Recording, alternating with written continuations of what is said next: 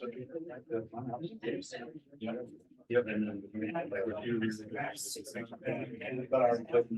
you ready? Yeah, I'm totally good. You just go, you do what you gotta do, Seth. I'm right here. Good morning, everybody. It's Friday, March 8th at 10 a.m. Judge McKay, would you lead us in the Pledge of Allegiance? I pledge allegiance to the flag of the United States of America and to the republic for which it stands, one nation, under God, indivisible, with liberty and justice for all.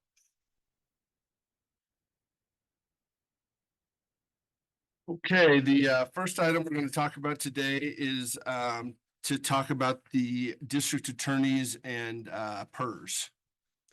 So commissioners, I understand that there is interest in engaging a firm in order to provide a second opinion. I think there's been discussion about engaging the firm, the Tedesco Law Group. So if that is what the county court would like to do, I might recommend a motion to approve, or excuse me, a motion to seek an engagement letter on behalf of the county with the Tedesco Law Group to examine the issue of PERS and the deputy district attorneys. Once we get that engagement letter, we'll bring it back for execution. Yeah, I think Carrie and one of her people from her office would like to just kind of have a conversation. Yeah, as and well. then I'm ready to move for that motion. I totally agree if that's if Carrie's in agreement. Thank you, commissioners. Judge Crawford, Commissioner Hermrick, Commissioner Barney. I want to start this out by telling each of you that I know how much you deeply care about this county. I appreciate your efforts on behalf of the county. As this court is aware, the Crook County District Attorney's Office has been plagued by an inability to recruit and retain prosecutors. We experience chronic turnover. As the county court knows, in the 2 years I have served as this county's DA, I have never been fully staffed. We currently have 3 DDAs and 2 vacancies. The inability to recruit prosecutors to this office impacts everybody in this room and every citizen in this county. It makes no difference if our law enforcement makes an arrest if I don't have the attorneys to prosecute those cases. That means those offenders are put right back out on the street.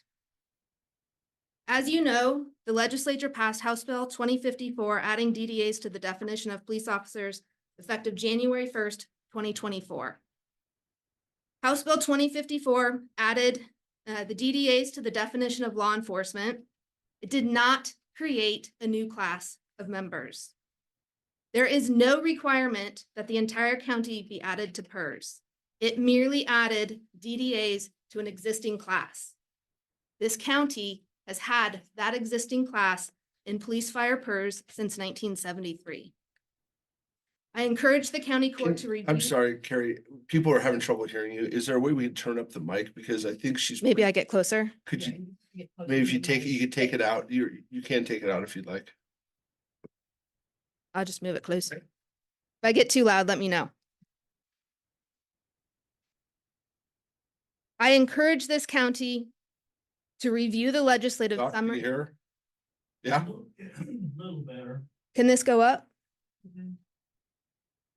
Do you want me to stand? Can you pick it up and just hold it, Carrie? Is that better? Yeah, let's try All that. right. Okay. All right. Yeah, closer to your mouth. Do I need to start over? I like that. deep Lawyers can voice. be wordy. Okay. As you know, the legislature passed House Bill 2054, adding deputy district attorneys to the definition of police officers effective January 1st, 2024. House Bill 2054 added the DDAs to the definition of law enforcement. It did not create a new class of members. There is no requirement that the entire county be added to PERS. It merely added DDAs to the police officer classification, which the county has had in police fire PERS since approximately 1973. I encourage the county court to review the legislative summary that I previously provided.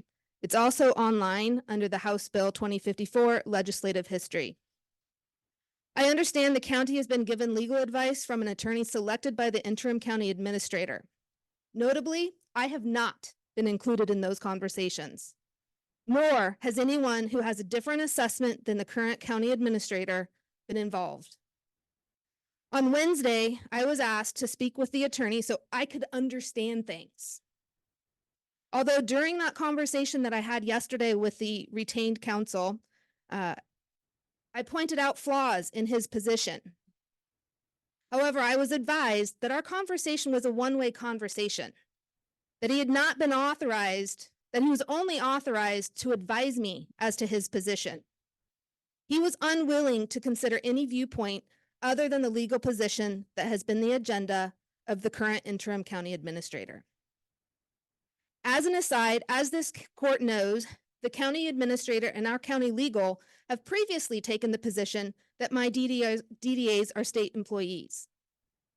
During my conversations with Mr. Landau, the attorney retained and suggested by the interim county administrator, he was unable to reconcile the position that the administrator and county legal took in August of 2023, when they took the position that according to the Ninth Circuit, my attorneys are state employees, not county employees.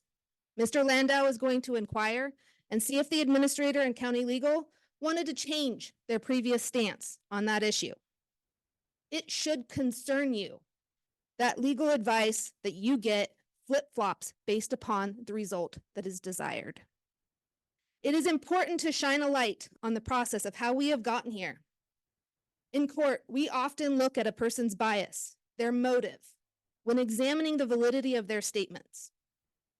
Setting aside the clear intent of the legislative history behind House Bill 2054 and the plain language of the statutes, here's why you should be concerned about the legal opinion of the attorney cherry-picked by the administrator. January 11th, 2024, my DDAs were contacted by County Finance and advised that pursuant to House Bill 2054, they'd been withdrawn from the county's 401k and enrolled in police fire PERS. This was great news. This had been a huge recruiting issue in our attempts to solicit DDAs. As you know, most of the counties in the state are part of PERS. So if an attorney is looking to lateral or move over to our county, they're not going to give up their retirement benefits to do so. As recently as this week, I've spoken with attorneys who have expressed that they would not apply for a DDA position in my office if they were going to lose their retirement benefits. February 9th, 2024, the interim administrator contacted me, upset and concerned that the DDAs had been entered into PERS. Shortly after this, he accessed my emails without authorization, as well as emails from other departments regarding PERS. This broad sweep encompassed a search of many emails that were confidential and not related to this House bill. Yet, when I inquired whether any files or records from my office had been searched, I was told no. I found out that was a lie. Then came the full court press, as he went from department to department trying to sell the position that this county court was considering. I will tell you that this is a small county. My employees heard immediately about it. The statements that he has made to me through this process include, on February 15th, 2024, I was told if my DDAs wanted to remain in PERS, the county administrator was not going to increase my budget and that I was going to have to cut an attorney position. He then wanted to meet with my attorneys directly to try to offer them more money to agree to not be part of police fire PERS as set forth by the law. There then were meetings throughout the county discussing my office and PERS, and quite frankly, in my opinion, misinformation about the impacts of House Bill 2054. On February 21st, after I learned about the emails and other related issues, and I addressed those and brought to the county court, in a conversation that I had with the county administrator, I was told, if you just work with me, I can get you what you want. Later that evening, he asked me to call him. There was a lengthy conversation in which, frankly, I was lectured for having communicated with the commissioners about the things that were happening. During that conversation, I advised him that really we need to know what these numbers mean. Let's contact PERS. Let's get an assessment of how this actually pencils out with numbers. The response, no. I don't want to contact PERS because I have the answer I want, and I don't want PERS to change their mind. On this note, I noticed that the documents that were submitted to the county court don't include any of mine or my DDA's analysis. Why? It doesn't fit the agenda. I have spoken to the PERS employee who authored the email that was attached to your packet. Remember, this is the same person who initially advised finance that the DDAs were to be enrolled in PERS. I understand that there were several phone conversations that were described as unpleasant from the county administrator contacting her. She felt compelled, based upon those conversations, to try to defend the county employee who had made the change in January. I've also spoken with her supervisor about this issue as well. Both have told me that PERS doesn't and wouldn't require and has never required a county to convert all members to PERS when a class enters PERS. Interestingly, I had never seen that email that was attached to the packet until Wednesday evening. So where are we left? The legal counsel the county court the legal advice the county court has received is flawed.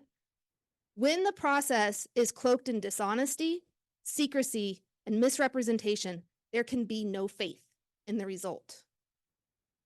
In the last approximately 6 years, my office has lost 11 deputy district attorneys. I have 3 now. Not a single attorney in my office has been employed by the county for longer than 22 months. We have little to no applicants. We have had a job posted the entire time I have been in office. The county's made efforts to recruit, which included hiring a recruiting company, which were largely ineffective. We still have massive gaps in the ability to serve this community. The potential cost to the county, if you choose to make the Crook County DA's office the least marketable office in the entire state for DDAs to work, is immeasurable. We are overworked. We're running on empty. We need attorneys. We need stability. That comes with recruiting and retaining and keeping people for longer than 18 months, 22 months. The cost to the county, if it follows the law and the legislative intent, is minimal. The estimates that I've been able to obtain, granted, getting an actual official position from PERS has not been well received by the county administrator, but the cost that I've been able to obtain and I submitted to the county court previously, I believe is about $70,000. We currently have 2 attorneys who would be eligible. The 3rd attorney is about up to her 6 months. That's less than 1/3 of what the county is paying the interim administrator. That's significantly less than the cost to the county to not have prosecutors. That's significantly less than the cost to the county to have this massive chronic turnover. I'm asking the county court to take no action today, to continue this conversation, to allow my attorneys to be part of the voice in this, to allow their representation to present an analysis. My understanding is that prior to this interim administrator being hired by the county, that the county previously utilized the Tedesco law firm for employment-related matters.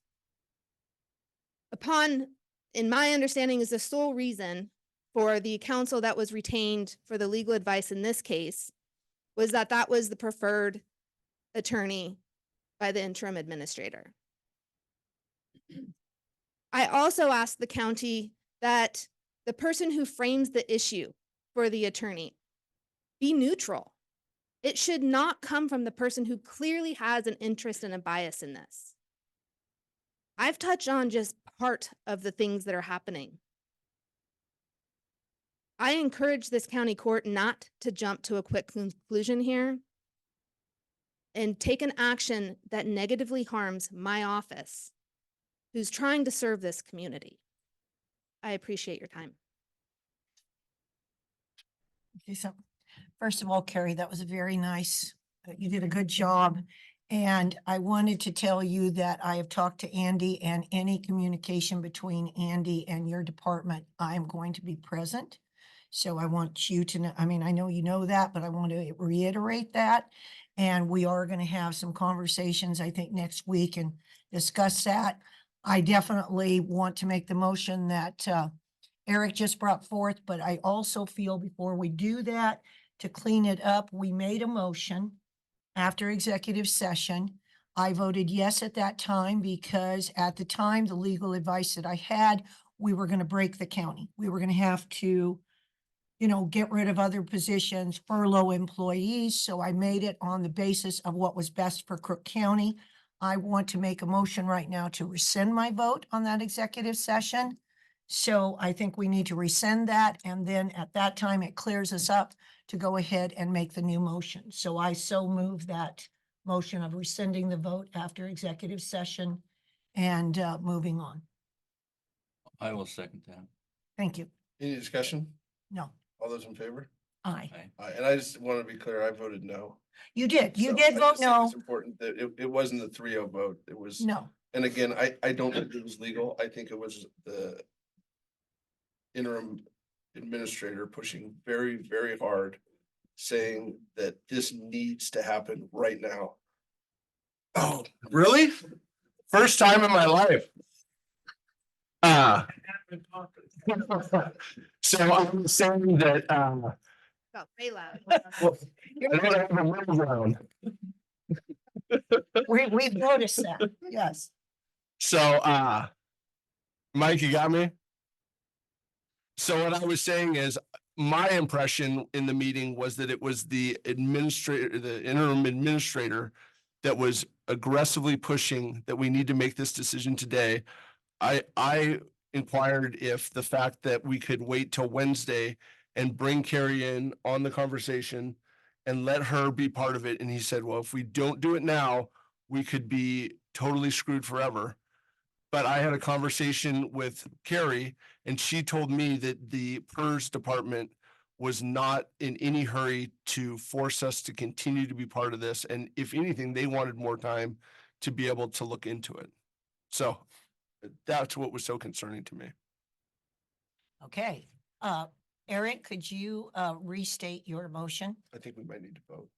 Oh, we voted, didn't Did we? we vote? I thought we Yeah. did. Oh, okay. Yeah. I was pretty sure. So we've cleared the thing, and now for the next motion. So Commissioner, I believe the motion would be to engage the firm, the Tedesco Law Group, to inquire into these questions about PERS for the deputy district attorneys. What will happen then is we'll receive an engagement letter. The county would be the client. We will then review that to see if there are any sort of issues, and assuming that it is adequate, presented for signature. What I might suggest is to authorize signing that engagement letter outside of court. The engagement letter will more or less say that we have engaged this firm to provide us with legal advice on these matters, that there will be a billing rate. I don't know what that would be quite yet. And that they will be able to decide which of their firm members would be involved in the representation. All those provisions would be quite common in engagement letters, and we've seen them in other engagement letters the county has agreed to in the past. That is a very long motion, but I so move it. Second. Any discussion? Do we need to put something in there about who is going to be the one to have a conversation with the person about the question, so we don't have a biased? So the client would be the county. So that would be the county court would be the ones to confer with the attorney. And the county court then would decide if other staff members would be involved in those conversations. So my suggestion is that the people to confer would be the county court as a body. I think that we should do what we did with Aaron Landau and have him present on a Zoom call. So I think that that should be one of the things after we get the engagement letter. And then we will have both two legal opinions and we can ask questions independently. So either on an executive session or open call, I don't care where the forum is, but yes, I do agree with that. And if that needs to be part of that long motion, we can go from there, but yeah. I totally agree. We saw Aaron Landau on Zoom. We need to see whoever we're engaging on Zoom. That enables all three of us to ask questions. And yes, I do believe Carrie should be present.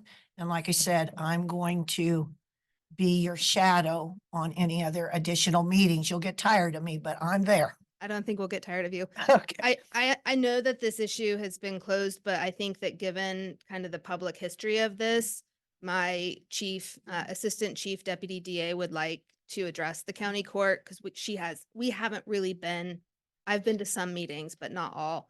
And I think that she would like to address the court if you're willing.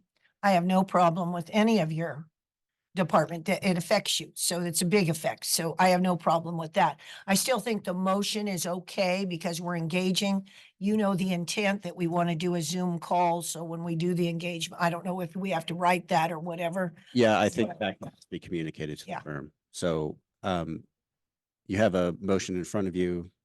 It's been seconded, so we go for vote. Any discussion? I think we did it. All those in favor? Aye. Aye. Thank you. Thank you, Carrie. Thank you for all the good work you guys do.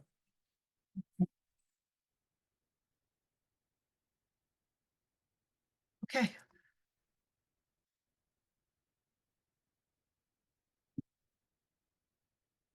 Making sure people can hear me first. I may have to You close. just have a okay. sweet voice. Yeah, they're already raising. We need to have hearing aids. I've been here several times. Yeah. Never hear. I agree. Either that or we need There's two hearing seats aids up in a front. bowl. So we all can plug them in. Big. Yes, I I totally agree. agree. I agree. Totally agree. We'll have to get some money and get that done. Okay. Thank you. My name is Carolyn Powell. I'm Assistant Chief Deputy District Attorney here in Crook County. I've only had the privilege of working in Crook County since last July, 2023. However, I have been a prosecutor since August of 1999. I have served my career serving the people of the United States as a prosecutor because I have always felt this was my passion and this was my calling.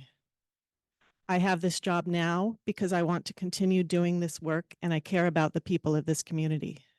But as you heard from DA Hawthorne, Crook County is on the verge of a public safety crisis. We cannot continue with the level of staffing that we currently have in the DA's office. She said we currently have 3 DDAs, but in fairness, one of those has practiced law for a total of 4 months. All of that in the DA's office. We have had 2 DDAs who are now trying to cover the entire county's worth of criminal actions, while also training a brand new baby DDA. We need laterals. We do not need new attorneys. We don't have the time. We don't have the staff to train them. We need laterals. We can't bring in laterals under the current process. Most other lateral DDAs in this state are part of PERS. And as of January 1st, 2024, they are part of police PERS. And they are not going to leave those positions to come to a county that takes away those benefits. We are part of the police definition pursuant to PERS effective January 1st, 2024. The scare tactics that have been given to the commission, the court, since this has become known in early February 2024, are purely that. They are just designed to scare you. Had we sought to become part of PERS in December, yes, that would have opened the county up to potential liability for going forward and opening PERS up to the entire county. It is no longer the case effective January 1st, 2024. I too have consulted with legal counsel. I've talked to attorneys at Bennett Hartman who are also experts in PERS. And what they have advised me is we are not a new class. We are part of an existing class effective January 1st, 2024.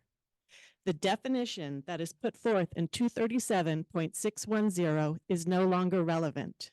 It was relevant at the time that PERS was created to define the class at that time. The definition of the class has changed. It has changed substantially to include a large number of other law enforcement personnel. And effective January 1st, 2024, it now includes DDAs. It is not dependent on who it is included in that class of police.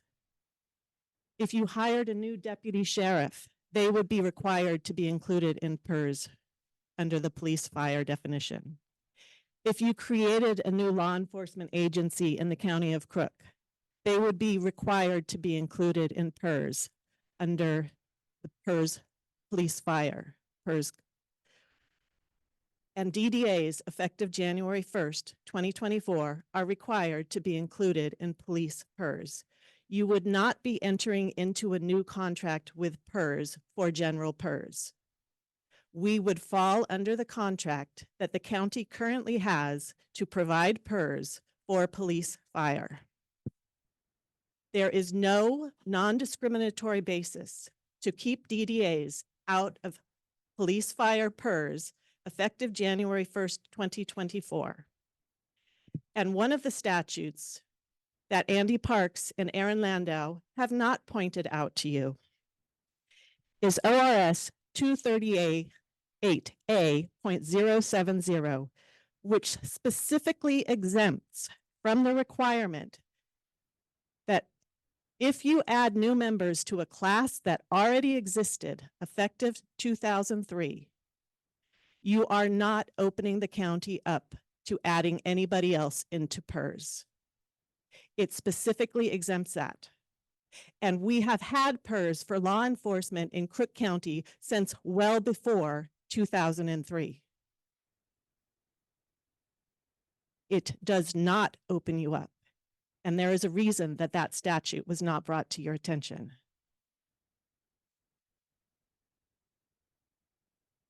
I'm glad that the court has decided to continue this issue. I think that the court has the information it needs before it right now in order to move forward with allowing DDAs into PERS, because I think it's clear that the information you have received to date is false and designed to give you a misunderstanding of what the law actually requires. Thank you. Thank you, Carolyn.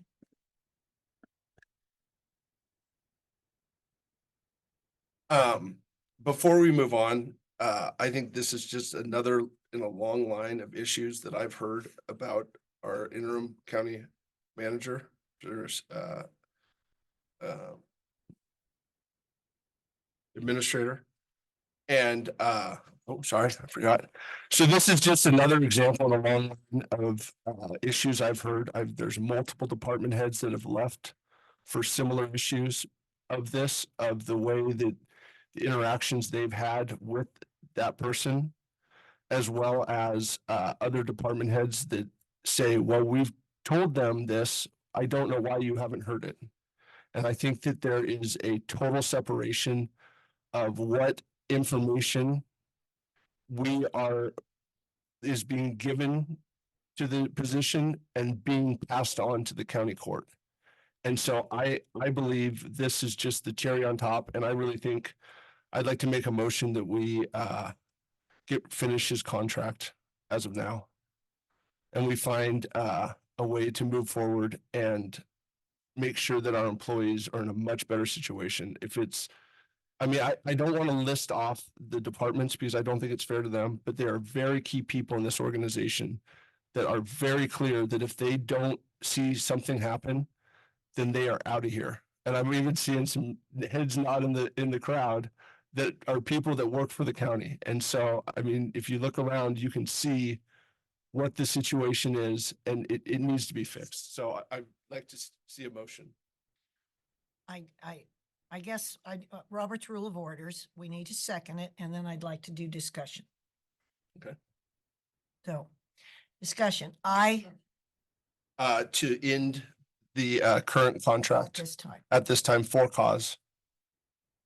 Because from what I heard from Carrie today, I mean, those are exact opposite of what is in the job description of working with the department heads and engaging with them and putting them in a position where they feel heard and can work together. We okay? Okay. I agree with what you're saying in theory, but, oh, I thought I seconded.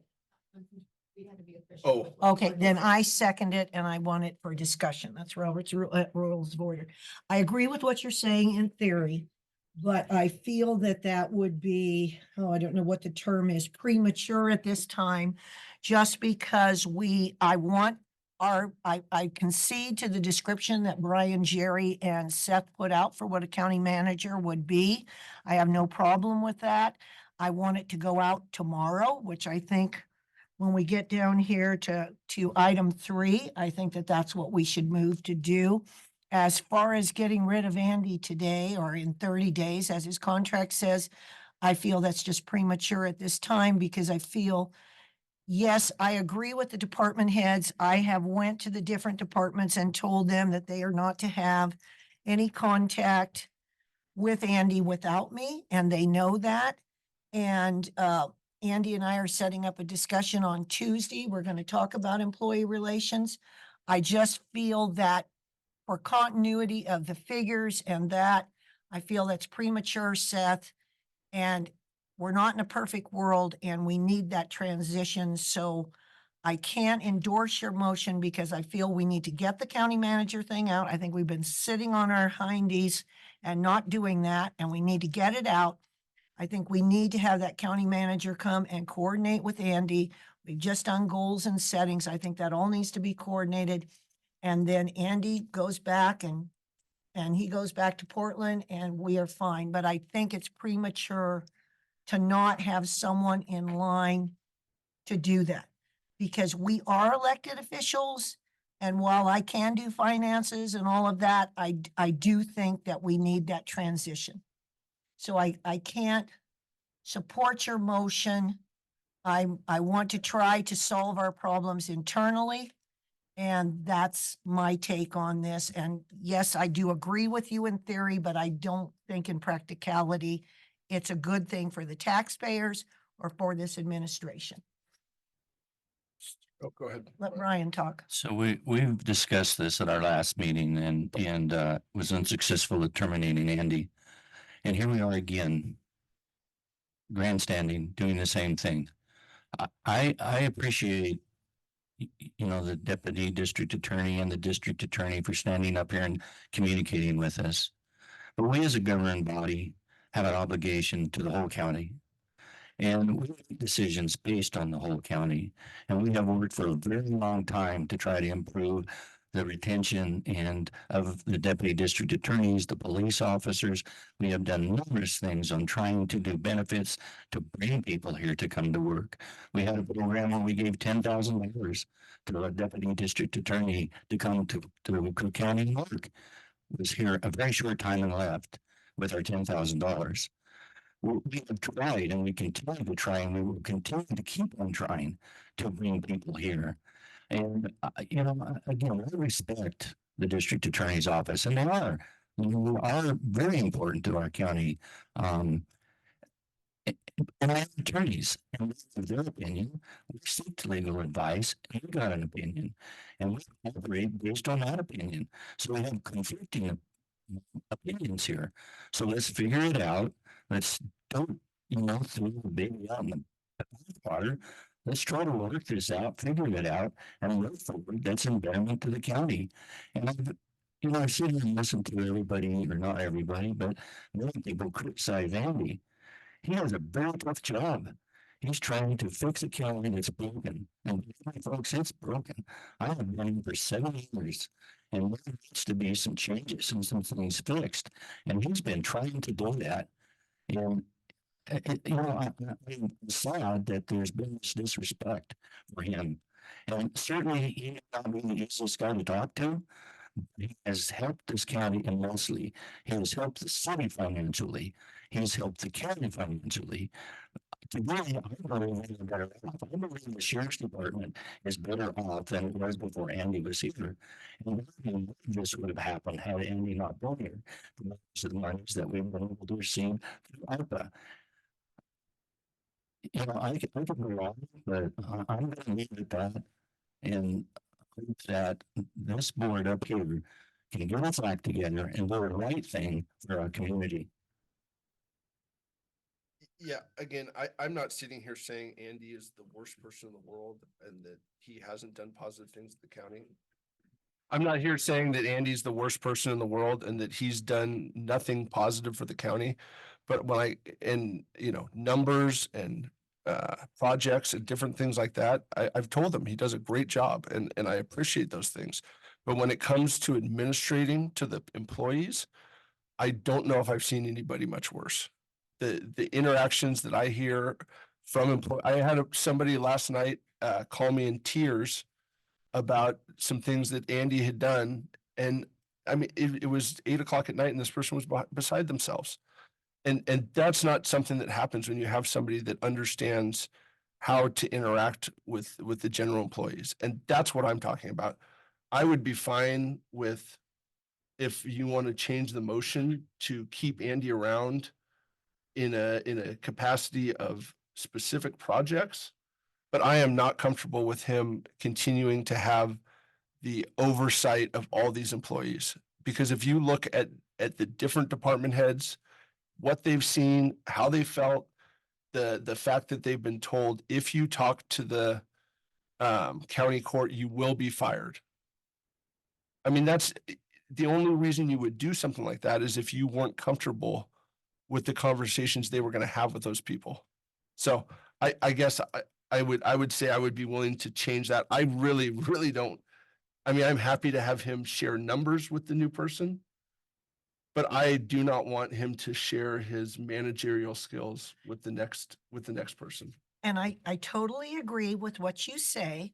I have put myself in the position with the departments that I will go along with him. We are going to have a discussion about that. I totally agree, but you can't just take the employees out of the picture because the numbers are tied to the employees. So again, in theory, I totally agree with you. In practicality and for the good of the county, I feel that Andy needs to stay. We need to get this advertisement out today. Andy talked about getting bids from recruiting companies. I'd like to see it go out this afternoon in LinkedIn and Indeed, and then maybe we do a recruiting company. I totally agree with you in theory, but in practicality, we need a transition. And we've set our goals. We've came a long ways. I did not believe in a county administrator when I went to the first public meeting.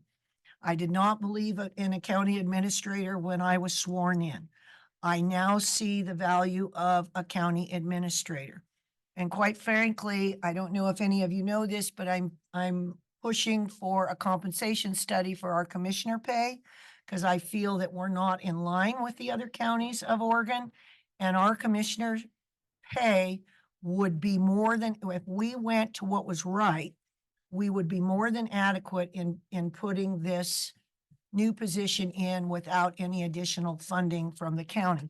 So that's my belief. Maybe I'm wanting everybody to have a cupcake in the room, but I do. And I just think that it would be too much harm without that transition. And I think we actually, it could be not just me, but we need, as the three commissioners, to be more, just to be more active, to be more participatory. And I think we'll make this transition. I think Andy has other things he'd like to do himself. And no, you're not the greatest personality person. I've told you that to your face, so I can say it in public. But I think I agree. I agree fundamentally with both of you. And I'm the person that kind of, I guess, is the one trying to keep the peace here. But I think we just need to be more active in the process, accompany him on some of these things. But I see damage to the county if we if we get rid of him, quite frankly, now, or in 30 days, whatever the contract says. So I can't support your motion, Seth, for those reasons. Fair enough. Yeah, I don't support it either. And I think it's a pretty big swing to say that all the department heads want to get rid of him and things. Our clerk did a straw poll. That poll went out on a number of questions, and they don't reflect what Seth is telling you here. And it's open. It's a public document. You can look at it. So I think there's an agenda here. Yeah, but I mean, I agree. And I'm not going to sit here and argue with you. I'm just going to tell you the facts. The straw poll went out, and it's not like you're saying. Yeah, but And I've even said, let's do another straw poll. I don't care. How about we do a straw poll with the election? And let everybody in the county decide. I mean, that's just like a straw poll, right? But then everybody gets a chance instead of just the 220 employees. Yeah, but we're talking about the people that are working with the administrator and what our direction should be. Also talking about the people that are paying for that administrator. Yes, they paid for it. I've already talked about funding. I think if we get to be in a favorable wage bracket compared to other counties our size, I think that is not an issue.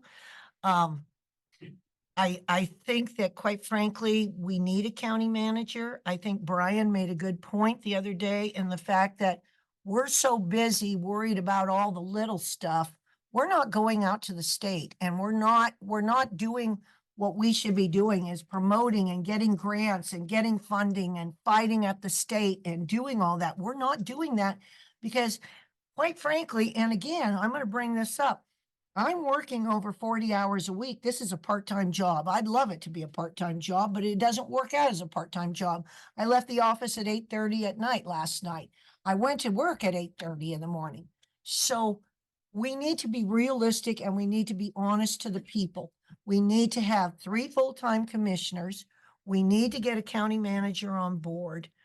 And that is just kind of almost a clerical position. And if I thought that everyone in the county kind of understood that, I would be for a vote. You know that when I first came, I wanted it as a vote, but I'm almost thinking that that's like hiring Sarah, who's here and she's taking minutes and she helps me with the computer and everything else. It's almost just that addition. And it's a needed position. We've gotten to the point where it's a needed position and we need it. And so that to me is a null kind of a thing there. And I was totally no administrator, vote of the people. And now that I've seen it, it's almost like us hiring another, I don't want to call you a secretary, but another assistant, an office. Yes, it's basically, but it's a county manager. And quite frankly, you guys let him run wild. And we need to just get a county manager in that we sit down and we spend time, and then his ability, it's like, we seriously need a fleet management program in this county. That's on my goal list. And who's going to make the numbers? Who's going to do that? Can I do that? Yeah, because I'm good with numbers, but I'm an elected official. Let's say Barbie gets in the job the next time. Barbie isn't going to be able to handle it. That's very sexist, but that's kind of my point. We're an elected official. We need Andy's position. We need it to keep continuity. We need it. And we need to, as 3 commissioners, when we find this applicant, we need him to talk to Andy, and he's going to they're going to do their little CPA number talking. And we as commissioners need to become more active and guide this manager in the way we want to do. Because it would be lovely to have 16 hours a day, because that's exactly what I think we would all 3 need without Andy. Yeah. That's just me. I mean, I think that's. So I can't support your motion. I'm sorry, Seth. No problem. In theory, I Yeah, I can, totally but agree not in with you, but- practicality. Yeah, I think we have a conversation more about the position as we move on. The only thing I would say about the straw poll is that the only thing I would say about the straw poll is you can ask questions. And if you know how to ask questions the right way to get answers you want. And that's what I saw in that poll. I wasn't even talked to before that poll was put out. It was something totally foreign. Had no idea that it was going to happen. And so, again, but again, we've beaten this to death and clearly it's not going to move forward. So, No. I think just we've got we- some other pretty meaty conversations today. So, yeah, and I guess the public's welcome to weigh in if they would like to. We probably need to take a vote and get that motion done. So call for the vote on your motion. Sure. I'd entertain a vote. I vote no. Yeah, I vote no. Yes. Now we can move on. But if anybody in the public wants to weigh in on that, but I think you can also hold it for, you're gonna have to come up, name, rank, Sorry, serial number. Mark, we need to change this so it's more, I gotta do some furniture rearranging here, I think. Okay, I just have a quick question. What's your name, sir? Tom Case. Crook County resident. In your conversations, a question just really came up to me that I didn't understand. The straw poll. Who put out the straw poll? Okay. It sounded misleading when you were I talking think about. Andy Parks did. We had somebody point at Andy Parks, but I think for the group, it was Andy Parks that put out the straw poll. Okay, all right, I was confused there. It sounded like one of the commissioners put it out. Okay, well, that answers my question then. You know, went through the clerk's office and it was handled just like a vote. Secrecy, and she can You can comment. comment on it. You're the clerk. I think you need to comment. And quite frankly, it was a straw poll. But then I went around and asked people because quite frankly, I don't like a piece of paper. I'd rather look you in the eye and figure it out. So the straw poll is what you want to make of it. Cheryl Seeley, County Clerk. So the, Andy had conducted several employee information meetings. And well, maybe we had one, it's been several months back. Okay. But at the end of the meeting, there was a straw poll with like 5 questions or so on it. Andy had asked me to administer that, so it was, so anybody could vote or comment on that straw poll anonymously. So we issued one to every employee. I had a checklist to make sure they only got one. They were able to turn it back in without a name on it. It had a name on the envelope. We separated the information out of the envelope, destroyed those, and then now we've got all the straw poll questions. So everybody was allowed to comment anonymously. And those results, I think Sarah, are they online or it can be obtained though? I have those, but yeah, we have kind of the overall, because I think those were presented at a public meeting. Yeah, so we're there. So I just administered some questions that were drafted, but they were some pretty basic questions. So. And I will say we have a very good county clerk. So by gosh, I know it was an honest and unbiased deal. So give her a little round of applause too. I know nothing gets past Cheryl. She even scares me. Yeah, no, I wasn't questioning the counting of the votes. No. That was the content of the survey. And I've seen the straw poll. I've read the comments. The comments are very interesting. They kind of move towards what we're discussing today. And so, yeah. All right, we'll move on to the next item. Yeah, couple follow-ups. Certainly. Mr. Landau is the county's attorney. That needs to be stated so the DA understands. I didn't select the attorney. The county court did. We did. I was asked by the county court to consult with that attorney related to this situation. He was. Mr. Landau provides his own legal opinion. I'm not an attorney, not representing to be an attorney. Mr. Landau presented the information that was communicated back to you as a body. That information has also been shared with the DA. So the way this particular situation is handled, sounds like there's a trial. I fully get that when you're a DA. My job not to be on trial.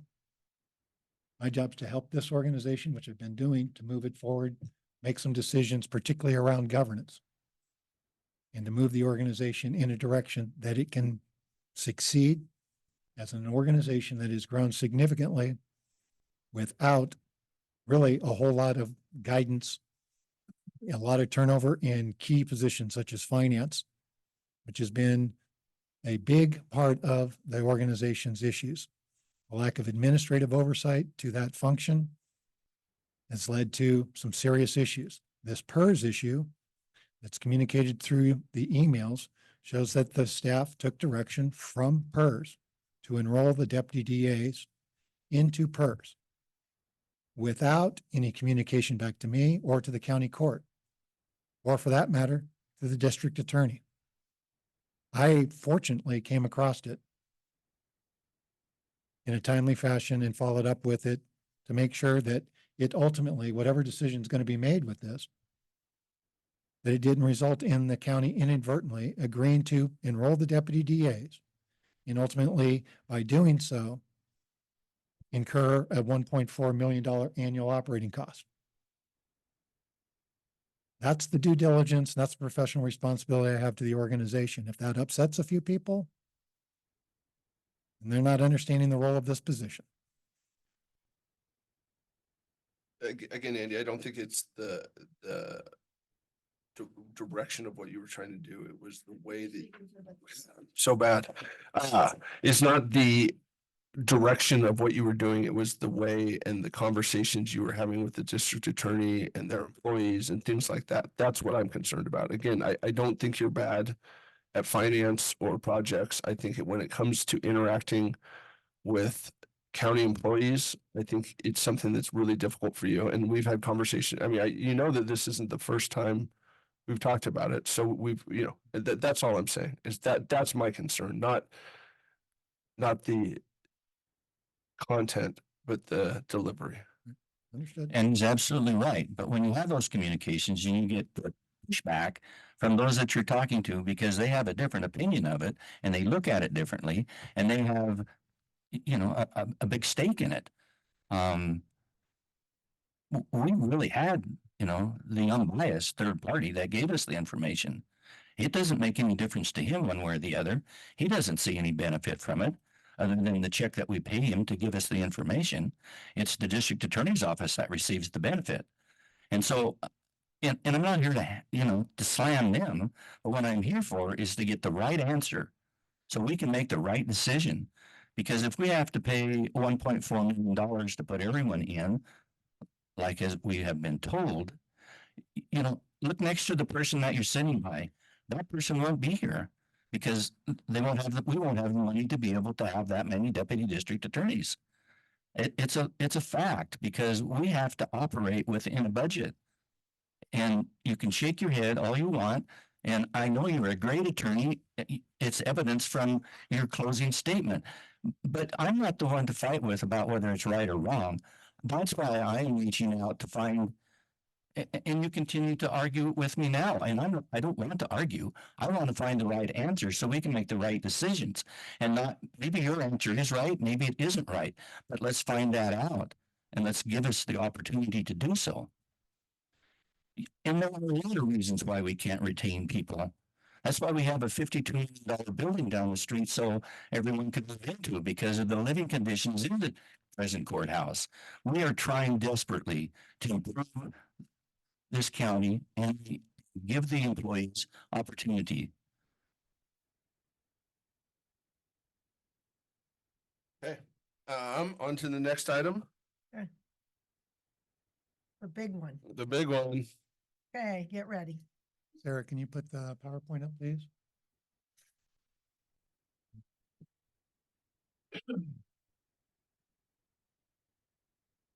Yeah, good morning, Judge, Commissioners. Andy Parks, Contract County Administrator. The issue of county governance has been an on and off discussion item for the county court dating back to 2008. The issue arose again in 2022.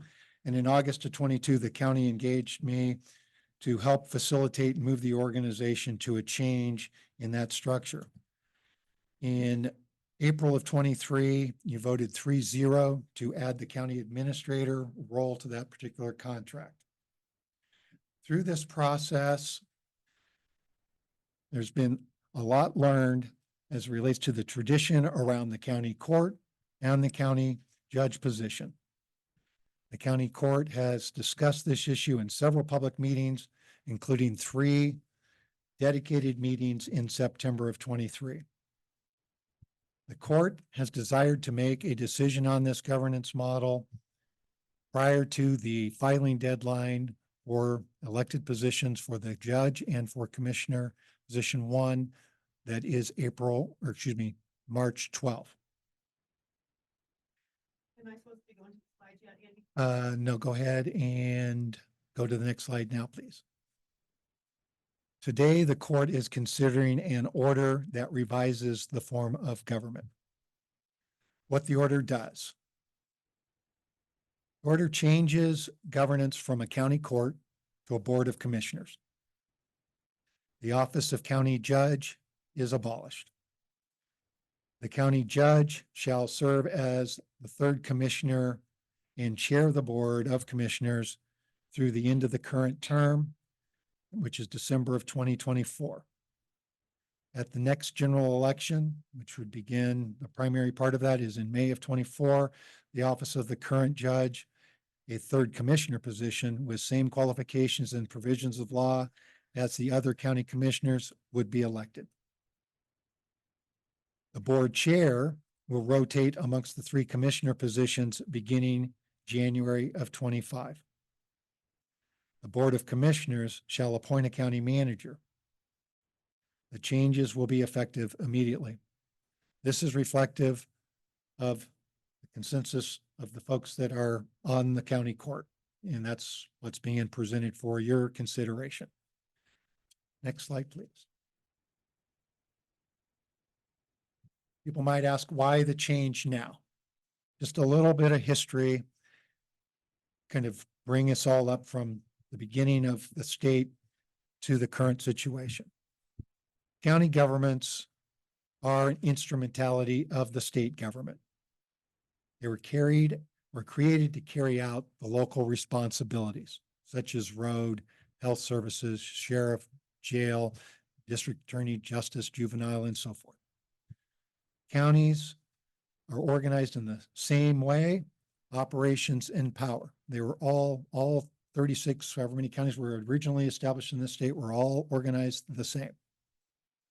As communities changed, counties changed, the one size fits all became less appropriate and more of a challenge. In 1906, home rule amendments to the Oregon Constitution were created. This was with respect to cities, not counties. This empowered cities to incorporate, enact, and amend charters, pass local laws, gave them much more autonomy, and ultimately you see them operating far differently than counties. All 141 cities in Oregon operate under a home rule charter. Next slide, please. The success of the home rule charter for cities led the shift in the state's approach to county government. They made 2 key changes in Oregon law. First, back in 1958, they created a constitutional home rule amendment. This permitted counties to enact legislation on all matters of county concern. So to be much more, again, same type of operating capabilities as a city. To date, 9 of the 36 counties have adopted home rule charters. In 1973, the state passed legislation that delegates to all counties, whether chartered or not, the legislative authority over matters of county concern. So this, through the legislative process, gave counties more authority than what they historically had, which give them a little bit more functionality in terms of cities. The one area that was not given is the ability to have appointed offices in a number of the statutorily required offices, such as the county clerk, the sheriff, the DA, the treasurer position, and the assessor position.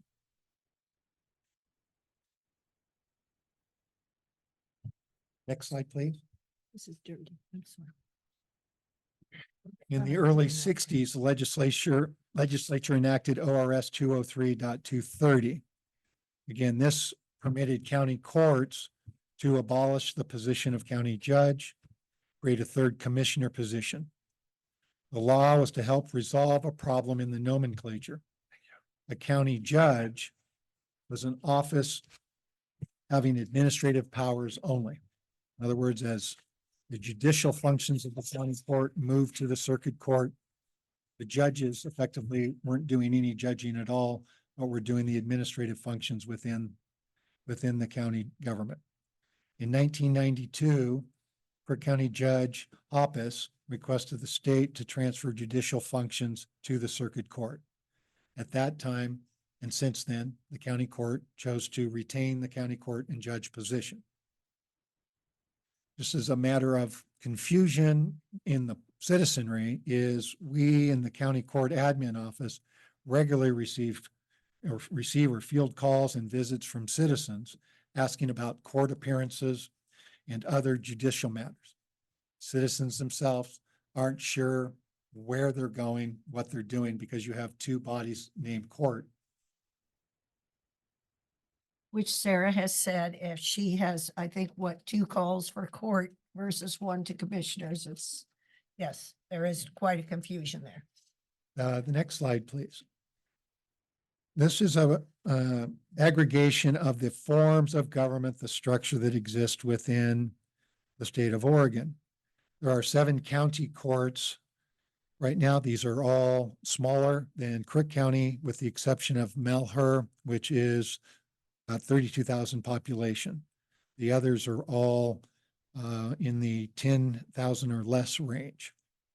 The highlighted county court is Crook County, and the difference between it right now is that the county has brought in an administrative officer position. The others have not. The next slide shows where Crook County would be if this order is passed. That would move the county into the group of counties that has the highest percentage or proportion of counties organized that way. And those are the counties that have an administrator and have full-time commissioners with 3 board members. And it would be a general law county as opposed to a charter type county. And the 9 that are the charter counties are going to be the ones that you see down below, with have 5 members. Those are all for sure charter type commissions. And then there are a few that have a member and then part-time. And there are a few that have 3 that have full-time members as well. Okay. Next slide, please. So that was 3 full-time members with no administrator. That's the And category there that was has 8 of those? 8. Yeah. There's 8 that have, and those are, What none of size? those are That's like charter. Klamath Falls, Pardon? like some pretty big places. Oh, God. Can we get one to put on my shirt? Is that like Klamath Falls and some of those larger Yeah, counties? Klamath County is one, not Jackson, see the county that Roseburg is in, Douglas, Douglas. big one. And there's a couple of counties on the coast that are in that area. I think Tillamook may be one of those as well. And there's a few larger, and then there's a few smaller that have the 3. Where they most likely have somebody in there, kind of an air traffic controller, making sure that the information's getting to all the commissioners and moving things forward and supporting the county court opposed to replacing it. That's, there's those types of counties that exist. The conclusion, and this is the legal counsel conclusion, the folks that, again, you retained to give you the opinion, is for a county that no longer wields judicial function, the county court form provides no advantage under Oregon law and presents only potential costs. Now, related to the straw poll, just want to clarify, it's not a close call. It's nearly 90% of your employees that voted, which was 80% of the employees that did vote in this.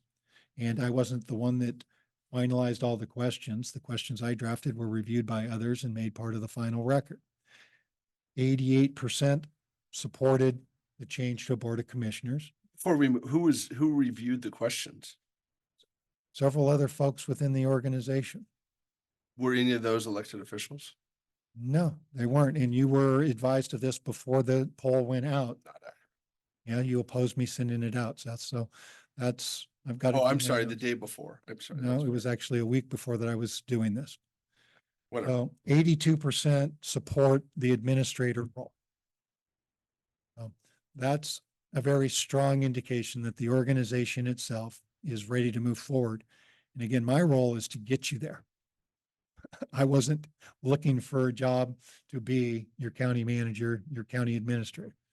I fulfilled that responsibility to begin that process to transition and get the organization from a policy standpoint to address a number of those things. And we've accomplished a significant number of those items through that effort. And that's been with the department heads, not solely by myself. What was the percentage of people that wanted an elected chair versus a rotating chair? That was in the 60% range. So again, so the employees were saying they would prefer somebody to be a specific chair versus. So then I see in here, we have a rotating chair. Was that not looked at with the straw poll to put a specific chair? Yes, that was an option, right? Okay. On my point of view, I think a rotating chair is a very good thing. A chair wields a certain position. A chair is the last one to vote. And I feel we all bring certain passions to the role. And so I do see that a rotating chair is a benefit to the citizens of Crook County because there are people that, I just think that's a benefit because I think you get three different styles and three different I find that, I'm just going to say, I find that a benefit. I do. I think that's a Robert's Rule of Order thing. I'm very strong on that. So I like that. I know you're concerned about the county judge title. Quite frankly, we need 3 full-time commissioners. All that county judge thing is a title. And I put my pants on the same way everybody in this room puts their pants on. And I don't think we need a title. I think we need to be a commissioner, and whether this lady wants to talk to me or she wants to talk to you or she wants to talk to Brian, it's a personality thing. And I understand you're wanting to take it to the vote of the people. I'm the one that pushed that. But I really don't see anything other than you're still doing the same job. You're still paid the same. It's a title. Sure. And I'm not into that. I just don't see a problem with a title because it's not like we're saying you can't do this or that. And if you read about rotating chairs, I really do feel that for the taxpayers and the county, it's a benefit. That's my opinion. And I agree. I'm 100% with Susan on this. And who better to make the choice on who's going to be the chair than the governing body themselves? Because the public, if you put it to a vote, the public is not in those meetings. They don't see who participates, who doesn't participate. We have to be able to work together. So that type of a decision should be within the county board of commissioners. I totally disagree on that. Thank you for getting it early. I totally disagree with that because I've seen different counties across the state, closer to the valley, that are more purple counties, and they get a certain sway of politics into that county. And I've seen a conservative chair come in and fix that situation. But that's the point. That's the point of the rotating chair. You're bringing a different and a reflection of the county. We're keeping our Western lifestyle. That doesn't mean you ride a horse and wear spurs and a cowboy hat. It means you care about each other. And I feel that very strongly in this county, we care about each other. And I care about each and every one.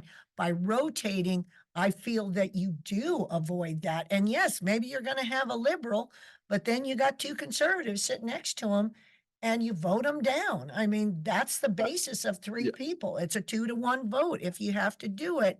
Again, I totally am for the people. I'm totally for a vote. I'm totally for a democracy. We've gotten too socialistic in this country. But the bottom line is, it's a title, Seth. That's all it is. And Brian and I are working full-time positions, and let's just be dang honest with the citizenry. I flubbed that word, but anyway. And let's just make this 3 full-time positions. We're all 3 working for Crook County. That's why I'm up here. I'm working for you guys. And that's why I voted the other day, and now I've rescinded the vote because I need more information on the district attorneys. That's the basis of this. It's just a title. So I don't see it as a change in county government at all. It's a title. It brings us up into the future. We're moving forward. We have a $54 million budget. We need to treat this as a business because that's what we are. And are we lacking in some of the structures? Yes, we are, but we're working really hard. And as one employee said to me, which I will not, I see her in the room. She said, please, please don't lose our momentum. And I feel this is just keeping the momentum going, getting us better. I don't necessarily want bigger. I'd like to put gates on both sides of Prineville and lock them, but we're just getting better at what we do. So I think that people in Crook County enjoy the name judge. I enjoy the name judge. That's not the most important thing about this conversation. The important thing about this conversation is losing a county court or county board of commissioners that is a strong voter supported government. I don't think we're losing it. And I think maybe we ought to get some public comment because I don't think we're losing it.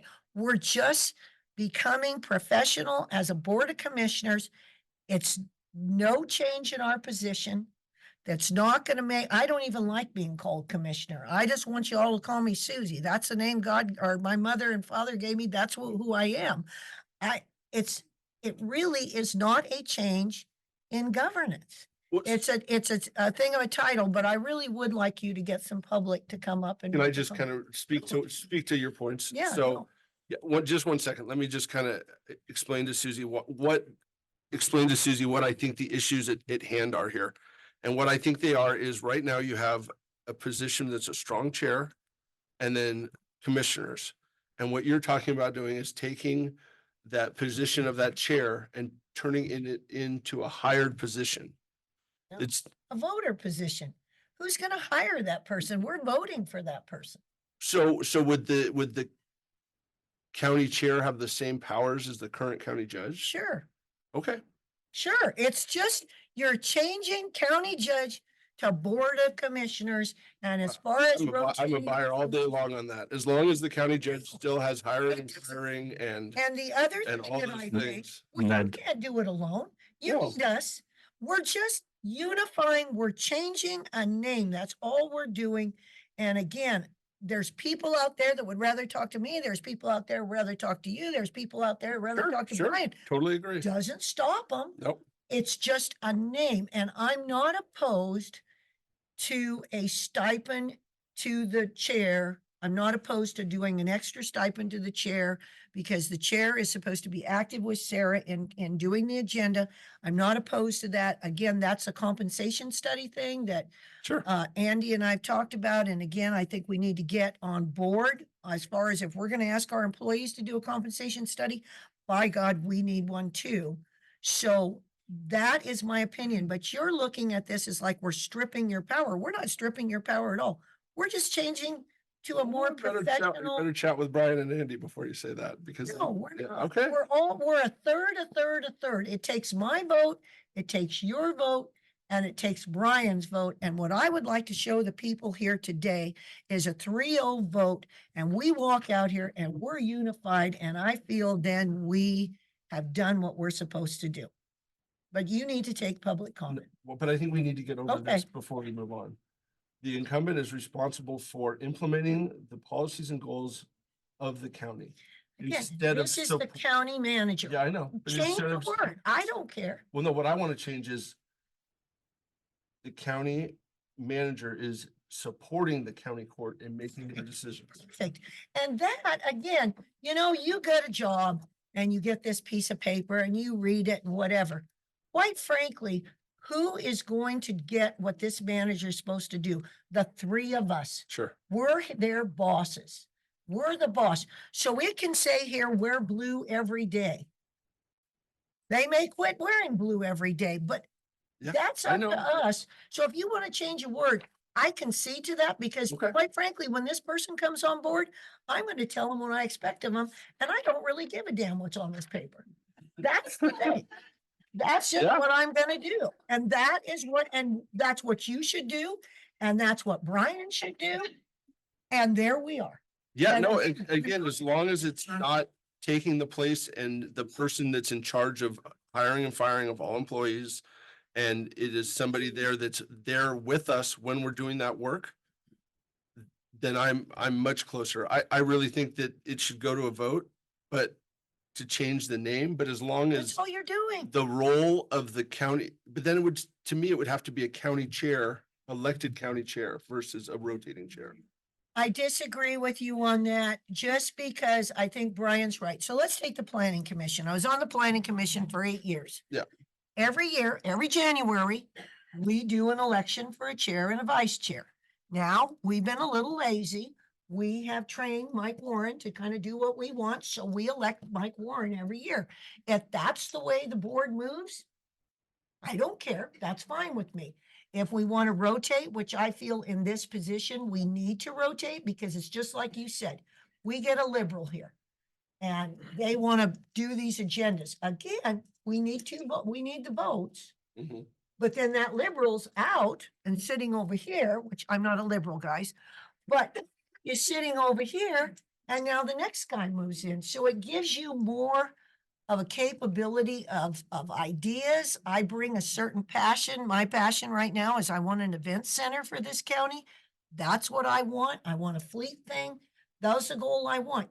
You may have a totally different goal. Brian's really worked very hard on the Justice Center to better our employees' lives. You're just rotating those ideas and that thought. You're not changing the vote pattern. You're not changing a darn thing except the name. That's all we're changing. And I know you feel threatened by that, but we're getting into the modern world. I don't like the modern world. I hate computers, but I gotta use one. That's kind of what we're Sure. doing. That's just my opinion. But I just- again, Yeah, no, I, But what we are doing though, from my look at this is that we are making the county manager responsible to all of us, not just one individual. And not one individual just runs that manager. We all are responsible for the governance of that manager. and I totally agree with you there. Yeah. And this is what Seth does not wish to have. Seth wants to be in charge of it all. But so let's just so we're clear, These guys are in charge of it all. they are, totally, charge of totally it. agree. they elect us. Trying Yeah. to, Seth, we're not trying to Yeah. rip you or anything else. And I have thought, so I want you all to know, my first thought was Jerry was here 7.5 years. He retired before this vote. How in 2 months can I make this decision? And I was a wimp. I didn't put my big girl panties on and I said, no, I can't do this. I've only been here 2 months. I can't do this. I can't do this. But quite frankly, it's time. It doesn't change what we do. It doesn't change the way we work. It doesn't do anything except there's a different title on the door. We put duct tape over county judge and right commissioner. That's the only change that we're asking here today. So does the county need to get involved? I mean, I'd love to have all these people in my office and hear from them, but it's not a job change. It's not a governance change. It's a name change. And I really think it's time for us to step into it. It's just like I talked to Andy and I talked to Brian and I haven't. So we have county court and they have a time for board comments and we sit here silent. That's wrong. I need to start talking and saying what I'm doing. Brian needs to start talking and saying what he's doing. You need to start talking. We need better communication. We need better press releases. We need better education and we need to sit there and have our door open when we can so that the people of Crook County can come in and tell us what they need to say. There's a little old 88-year-old man who came in 3 times about the cemetery. We have nothing to do with the cemetery. I called the man yesterday and said, would you come in? I want to talk to you. He's in grief. He's upset. And you know what? I'm going to listen to him because that's our job.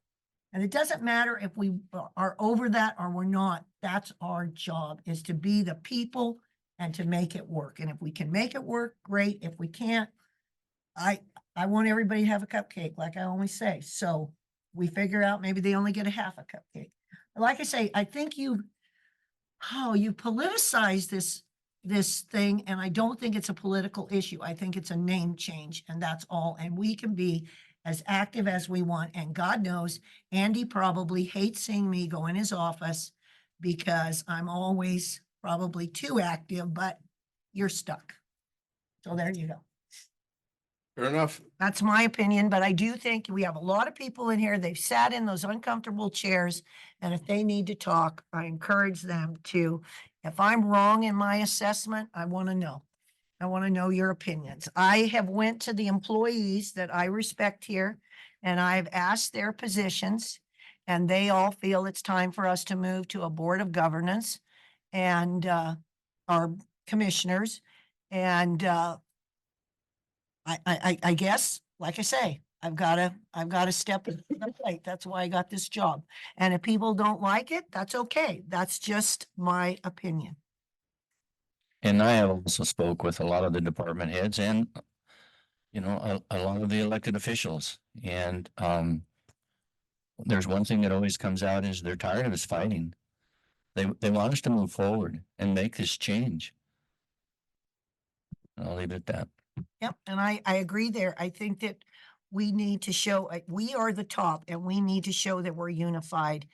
And we need to go forward and again, help this county and do what our job is and quit this bickering.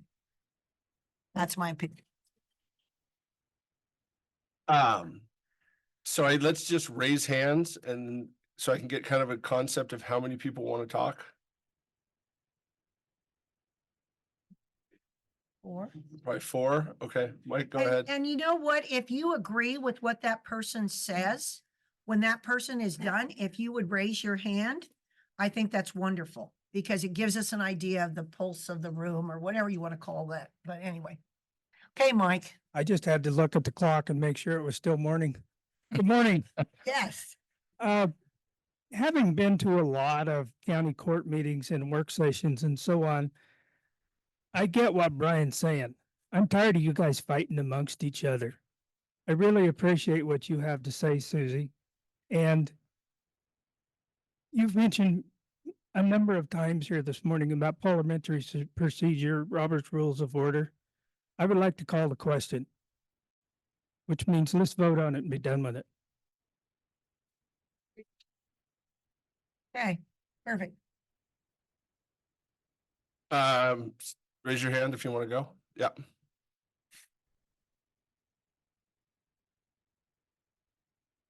Remember to state your, that's okay. Just pull the Very mic up. tall. Remember to state your name though, please. My name is Mark Mayball. I've been a resident of Crook County for about 5 years. And I sit here listening to this, and big picture is you need to have 3 people up there. Commissioner A, Commissioner B, and Commissioner C. Okay, not judge, nothing against you, Seth. Okay, every single one of you guys should have a full, it sounds to me like you guys are overworked. Every single one of you should be paid exactly the same amount of money. Oh, exactly the same amount of money.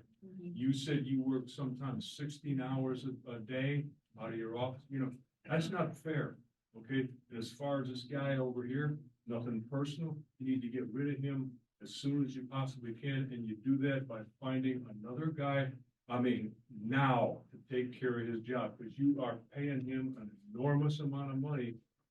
I don't know whether he does a good job or not, but I hear some people saying that, well, you know, he's the best guy in the world, but if you just piss off people when you're talking to them, you know, you just lost the battle. So Commissioner A, B, and C, exactly the same amount of authority, the vote 1, 2, and 3, the same amount of money should be paid to each one of you people. Okay, and like I said, get rid of him. Again, knows nothing, I don't know the guy personally, but get somebody in there to do that job ASAP, like yesterday. Thank you. Good, everybody agrees, okay. Do you agree or do you need to, do you want to talk? Okay. Okay. Anybody else?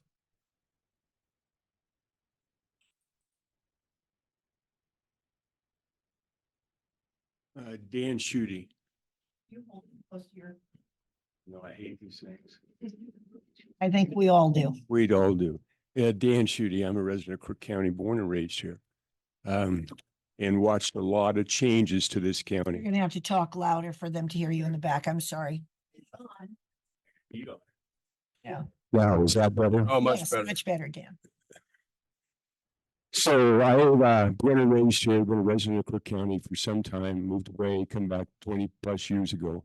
Yeah, the county's changed a lot, and an antiquated way to govern is the one we're sitting right here. Anytime you have one person, whether it's a Seth or anyone else, and they become overpowering and you can't get along, then it's reflective of the entire system. Listen to your employees. 80% of them support that.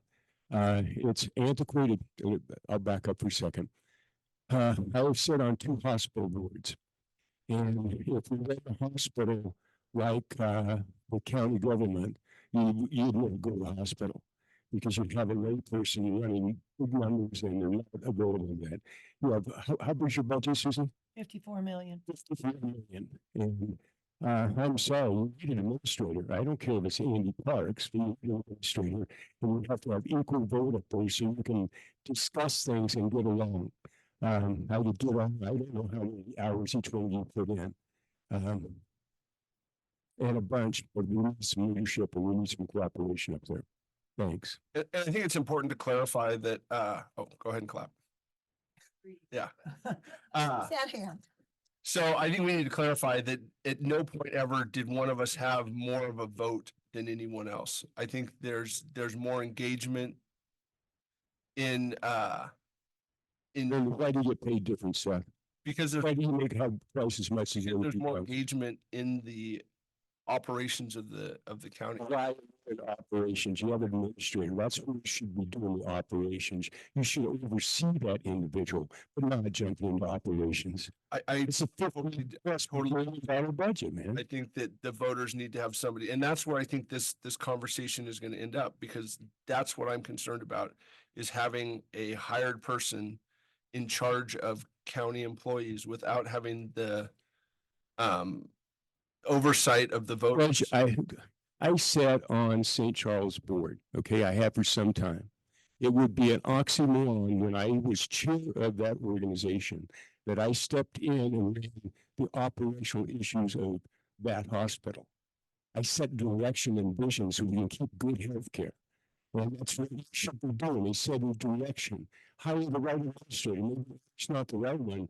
You shouldn't be making management decisions and having somebody that's complained and go to circumvent all the administrative duties that you have.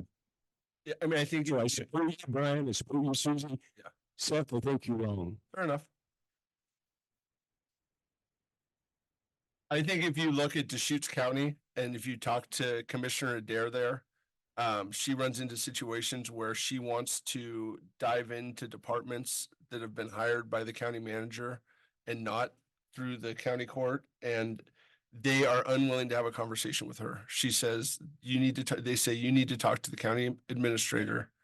And that's what I'm concerned about, is And that getting to the would point. be our fault then. That is our fault then, because we're the ones that need to do this job description and do that. And we're the ones, it's just like I said, I told Andy now, when he goes to see Carrie, I'm going. That's just the way we got to do it. Well, but I totally hear what you're saying, and that's where I'm at too. But that's not what the current job description describes. It describes, Well, let's change that yeah, piece of paper. yeah, and I'm happy to do I'm it. And totally fine with that, but I think we're all talking the same thing. I think you fundamentally agree with us. I think you do. I just, I don't, and like you say, it's just a name. That's all I see it as. If I thought it was more than a name, if I thought your vote became 1.5 times and my vote was only one, I agree. acceptable. I would not accept that because that isn't fair to the citizens. That's why there's 3 of us. We're at odds. We're constantly at odds because there's 3 of us. But again, I'd like to see us walk out here today, change the name, get into the modern rule, get an administrator hired and quit. I don't know what, but quit fooling around. Let's just get her done. Get her Anybody done. else from the public?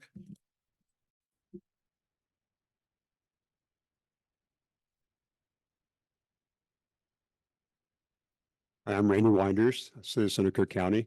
Thank you very much for having this opportunity to talk. I'm a little confused by the thought that the commissioners would lose some sort of authority over the county administrator because the buck stops there, does not stop there. And I don't understand the confusion there. You guys are the leaders of this county. You should be hiring a county administrator. Let them do the daily job of the county administration. You set strategic goals. You set the budget. You set political policy.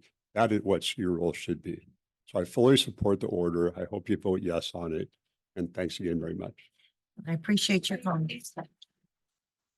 I think that was very well stated. And again, the county manager will be what we want him to be. And it doesn't really matter about a piece of paper. It matters that we're engaged. Sure. You have to say your name now. Okay. Darlene Henderson, resident of Prineville, and I have been elected to the Crook County Parks and Rec Board. I'm in that it's my 7th year, so the 3rd year of my 2nd term. And how there's 5 of us. Every year we vote for the chair, and I'm in, I think it's my 2nd, maybe 3rd year as the chair. And the only difference between me and my fellow board members, I meet monthly with our executive director and we review the agenda.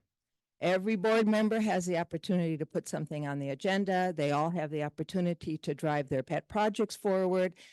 But the final approval of the agenda, it sits with me and the executive director. The executive director of the Parks and Rec Department reports to the board. We review him annually, or that we review that person annually. We all have our opportunity to hold that person accountable to the jobs and what we expect. Our job as a board is to set the vision and the guidance and help our executive director understand where we would like to see those efforts, his day-to-day efforts, take the Parks and Rec district. And so please make a decision today. Please think about the county. To have this squabble, it feels like we're just circling in the drain. And I don't want you people managing day-to-day operations. I want you people to be, you elected officials, think of the big picture. Whether or not we like it, growth is happening here. And we're not managing it. We're sitting here, you're sitting here quibbling over a name change. Instead of looking at how are we going to address this growth? How are we going to plan for this growth so that it doesn't change why we all live here right now? All right, that's very well done. Thank you. Thank you. Anybody else? Okay. Okay, I guess we got to get off the pot and get going here. So there is no number on the order. Yeah. 2024. Or Yes. I have a blank. I don't, is there? I'll make a motion. You have to wait for the sirens? Okay. The sheriffs aren't running out of the room, so we should be okay. I don't know. They're all looking at their phones. It might be- All right, you're good. I'll make a motion in the matter of revising the form of county governance, order number 2024-13. And I second that motion.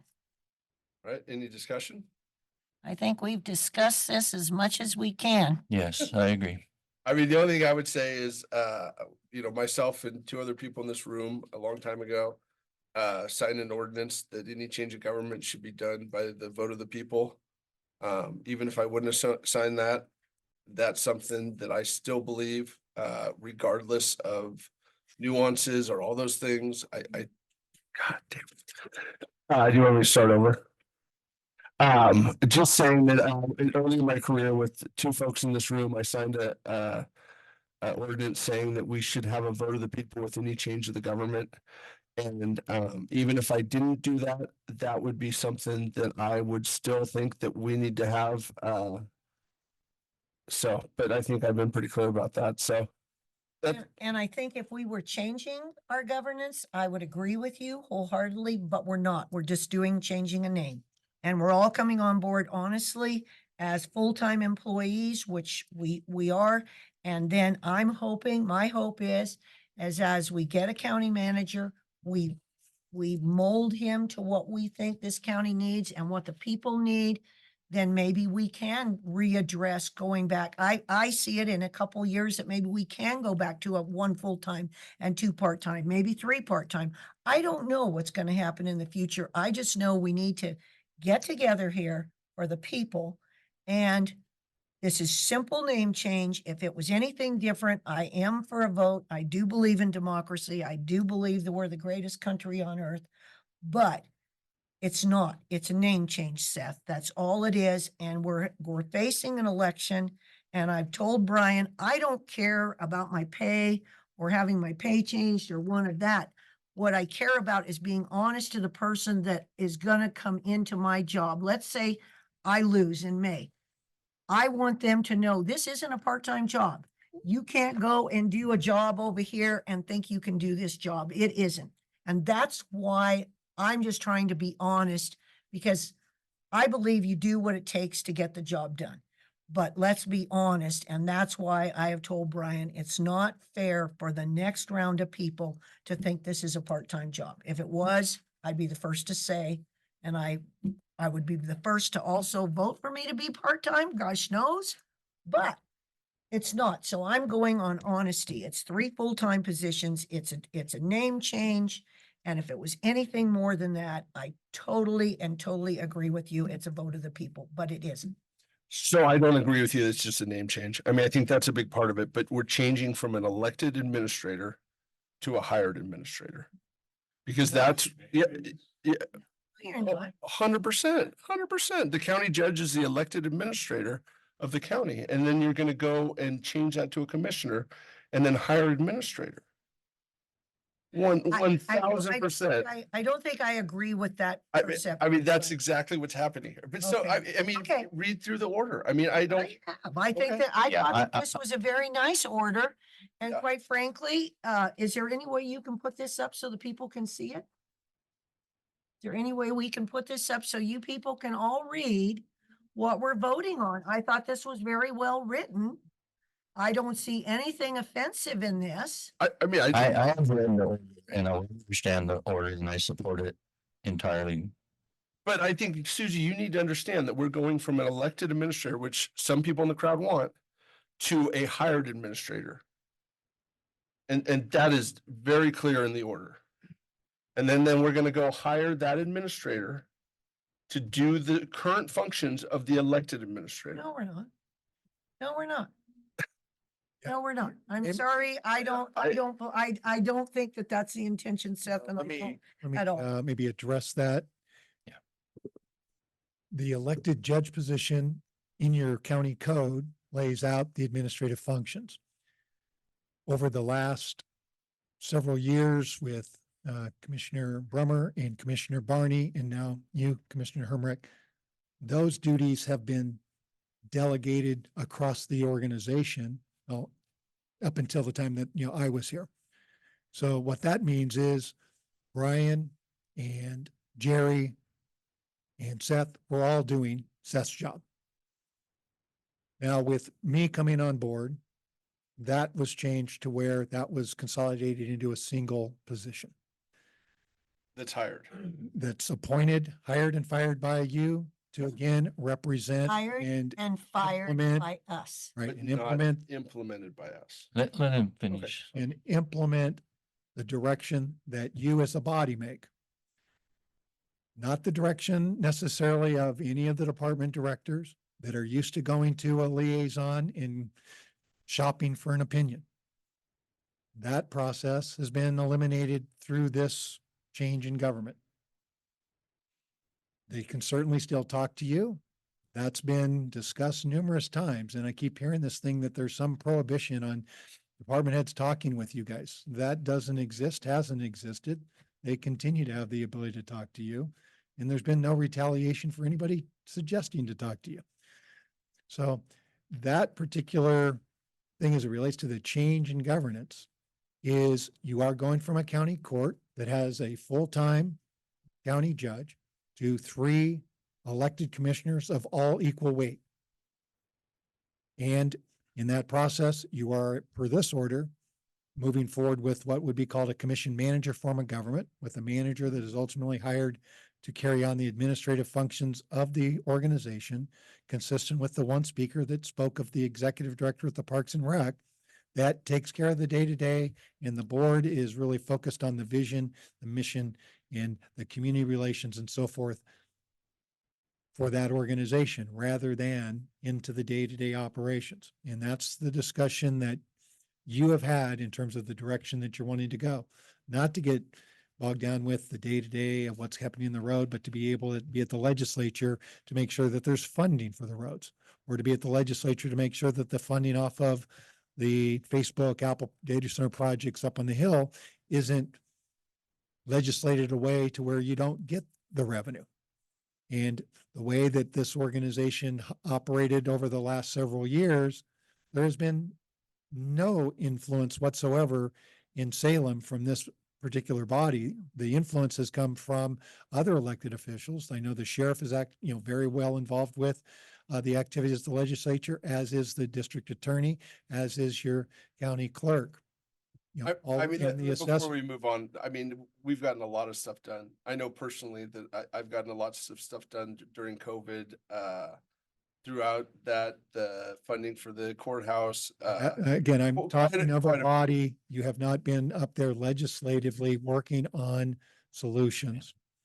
You're implementing funding from ARPA, et cetera, granted, but as far as legislation that is coming that impacts or can impact this county, there hasn't been that, effort. And that's what I'm understanding the 3 positions, a big part of that is, in the desire that's been communicated back to this order is that. But I think it's really important for Susie to understand, but Right. thank you. I think it's really important for Susie to understand there is a fundamental change in the government going from the county court or county judge. I mean, I think, when I do things, I try and find the smartest people in the room to help me. And Brian is one of those people. And so is Jerry. And so we worked really hard to find the right departments and different locations where our intelligence would help the county the most. But that was still based in the elected officials versus moving that to a hired person. And that's where I think we go sideways. And that's why it needs to be a vote of the people. I'm not trying, I'm done. I'm done. I'm gonna call for the yeah, vote, basically. I think I have. I'm gonna call for the vote Yeah. because it's just, we're kind of going around the mulberry bush. Yep. Let's that's just totally stop. Let's all stand here and let's just vote. I would let's see, no. I think the motion has been Made made. it. Brian made Second. it. I second it. All those in favor? Aye. Nay? Okay. Okay. I'm sorry you didn't join us, Seth. I wish you Yeah. would. Thank you, folks. Thank you. And I do want to say this. Yes. I do want to say, I really, really appreciate your interest, your concerns and everything. And again, we're here. We want to hear your interests and concerns. So call us. That's what we're for, is for you guys. That's why we're here. Totally agree. And we've always had an open door policy for staff, for elected officials, and for the people. Tom, yes, we're good. You just come. My door will be open, I promise.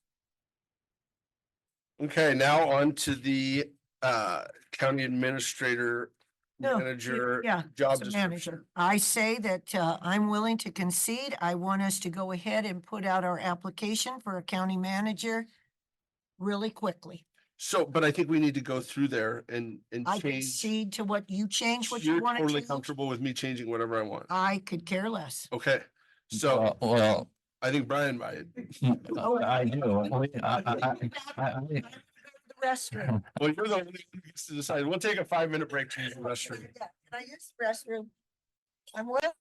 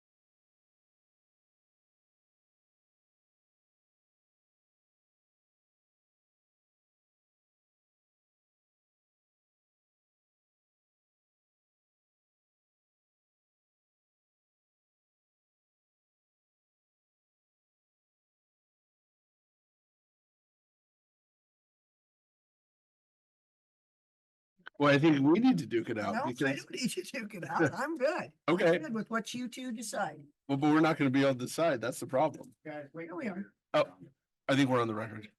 Okay. Hey, we're back on. Okay, so my biggest thing is that this position supports the county court and isn't the person that makes those findings, just like you want to be in the Sure. meeting Sure. with Carrie and the ability to go with them to the department heads. And so where it says the manager, first paragraph. You guys you got that and I never got it. Did you, I had to print it That's okay. myself. Okay, that's okay. Go ahead. I'm totally agreeing with what you're saying. The county manager is appointed and serves at the pleasure of the county court. Totally agree with that. The county manager manages the activities of the county by implementing the policies and goals of the county court. I would say by supporting the policies and goals of the county court. No, I mean, I think in 10 years, you're gonna see that this county is in much better shape if we do this than if we don't. And I truly believe that if we give this away to a hired person, that we're gonna be kicking ourselves down the road when that person's hiring and firing all the employees and putting people that they want in those positions.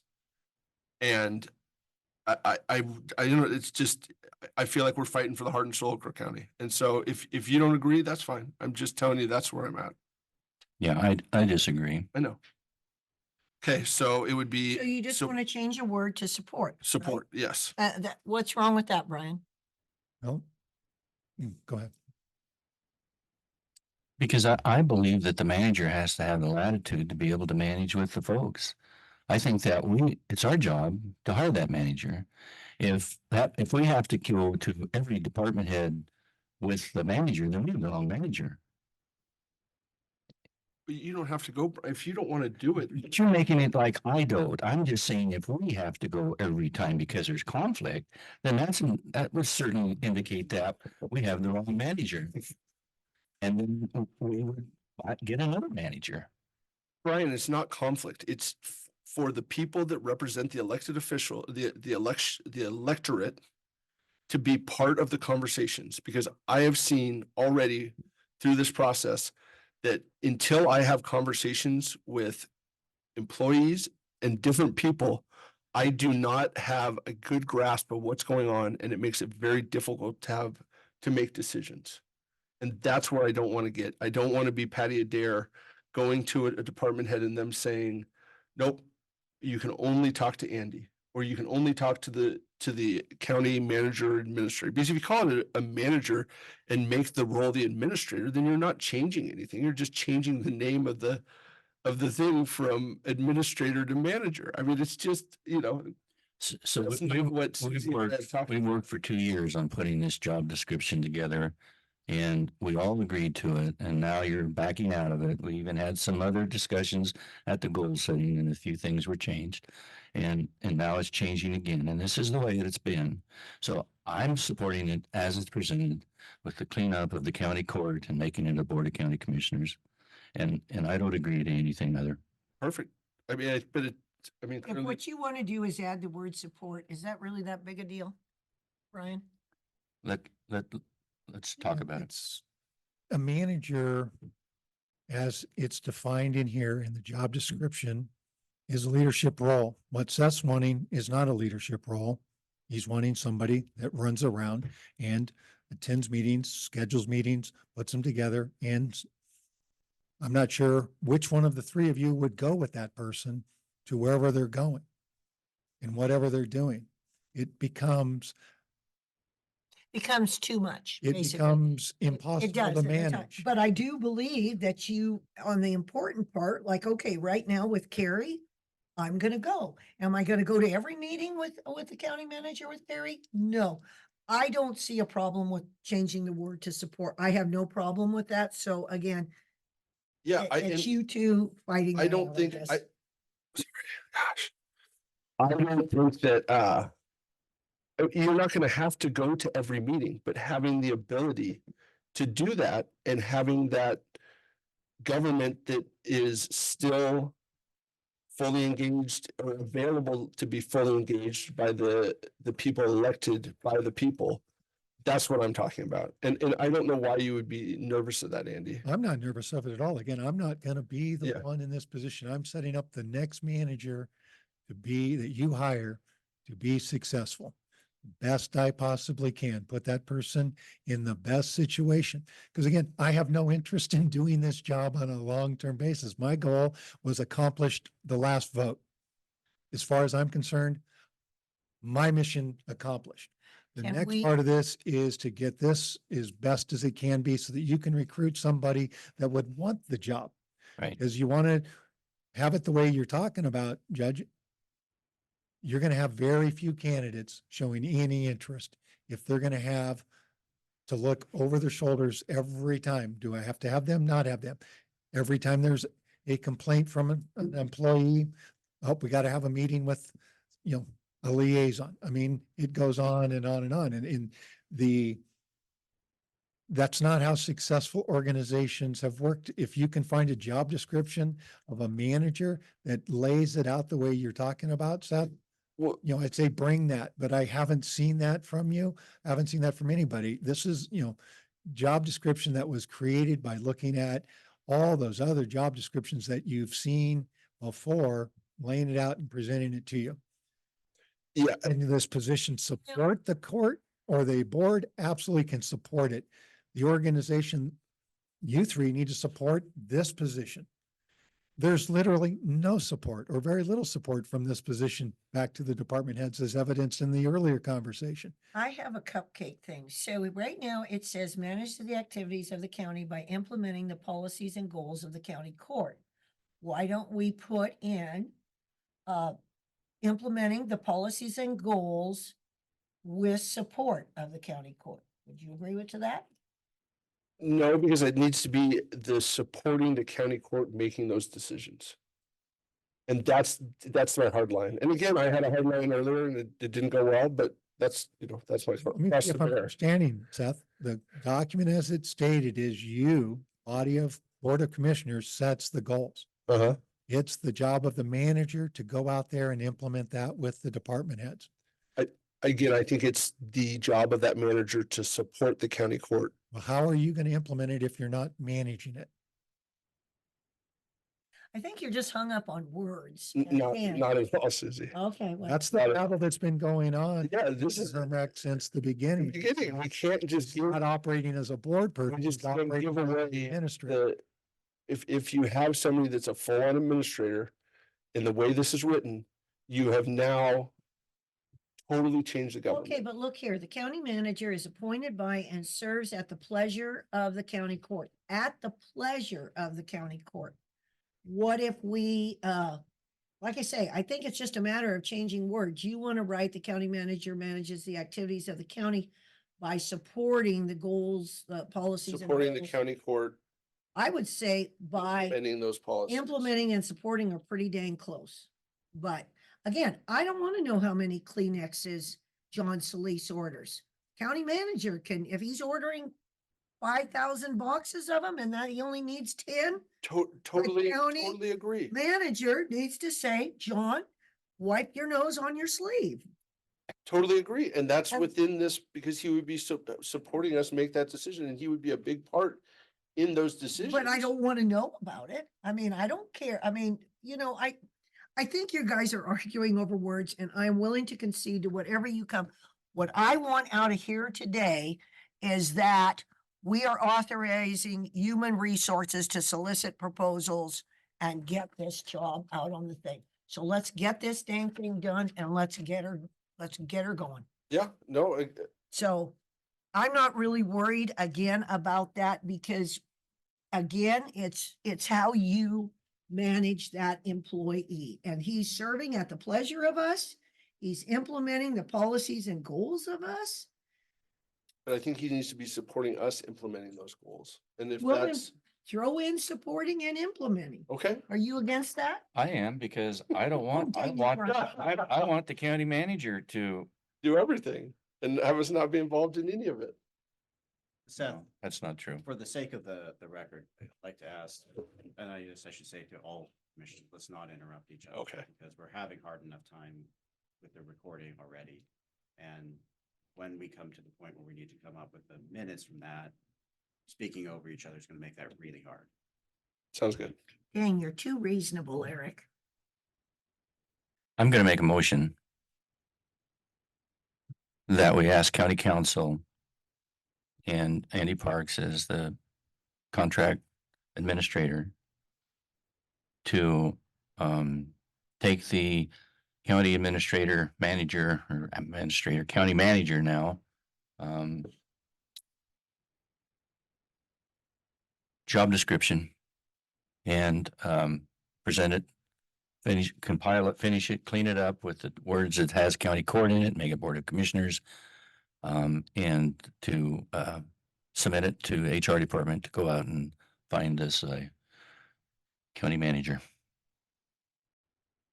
And I second that motion. I just want this job application out there.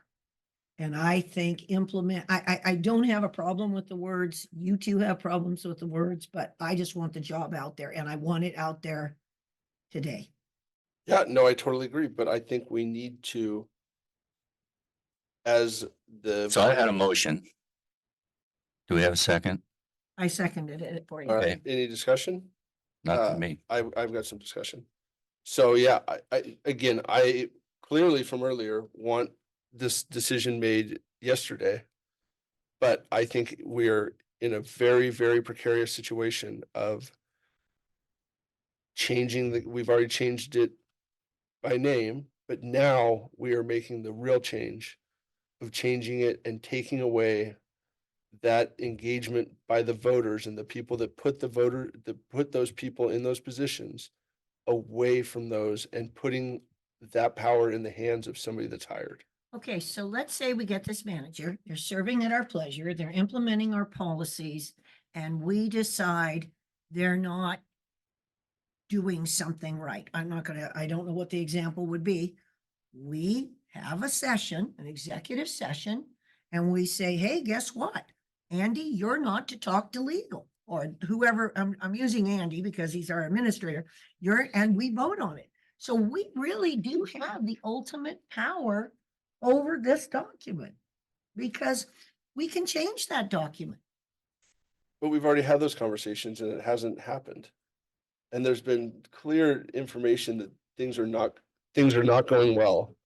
And we still haven't made a decision to tell him not to do those things. And again, I think right now with the three of us, I think we're very A personality people.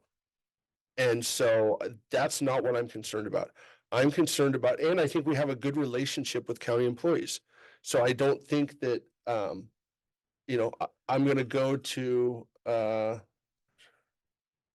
Katie and she, we have a relationship. She's going to talk to us, but I'm talking about down the road when we're all gone and Crook County has changed and there's a distinct difference in the ability for those elected officials to engage with people below that position. Because what we've got here on paper is that they are only in charge of that person.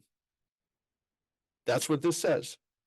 So you're saying that the only employee that the county court has is the county manager. Okay, And that's what scares me to death. And Okay. The again, county court can at will change this. everything. sure. Eric, can we clean up? Do you think that you have the ability to clean up this document to meet both these gentlemen's needs? So I have maybe some few questions to clarify. Because the word support can mean many different things in different contexts. Here is how I understand this job description as it's written. That it is the responsibility of the person in that position to oversee the employee performance of the non-elected department heads. Department heads then would have the responsibility, as they do now, for what I'll call subordinates.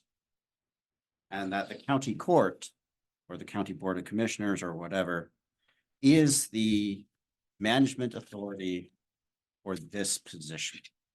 So as I understand it, let's say that my colleagues, John and Alex, cannot stand it. And they complain to the county manager. County manager could rake me over the coals. If county manager doesn't, then the county board would have the authority to say, county manager, we've got a problem in the legal department. You got to sort it out. You're not sorting it out. So here are the consequences. That's my understanding of how it's written.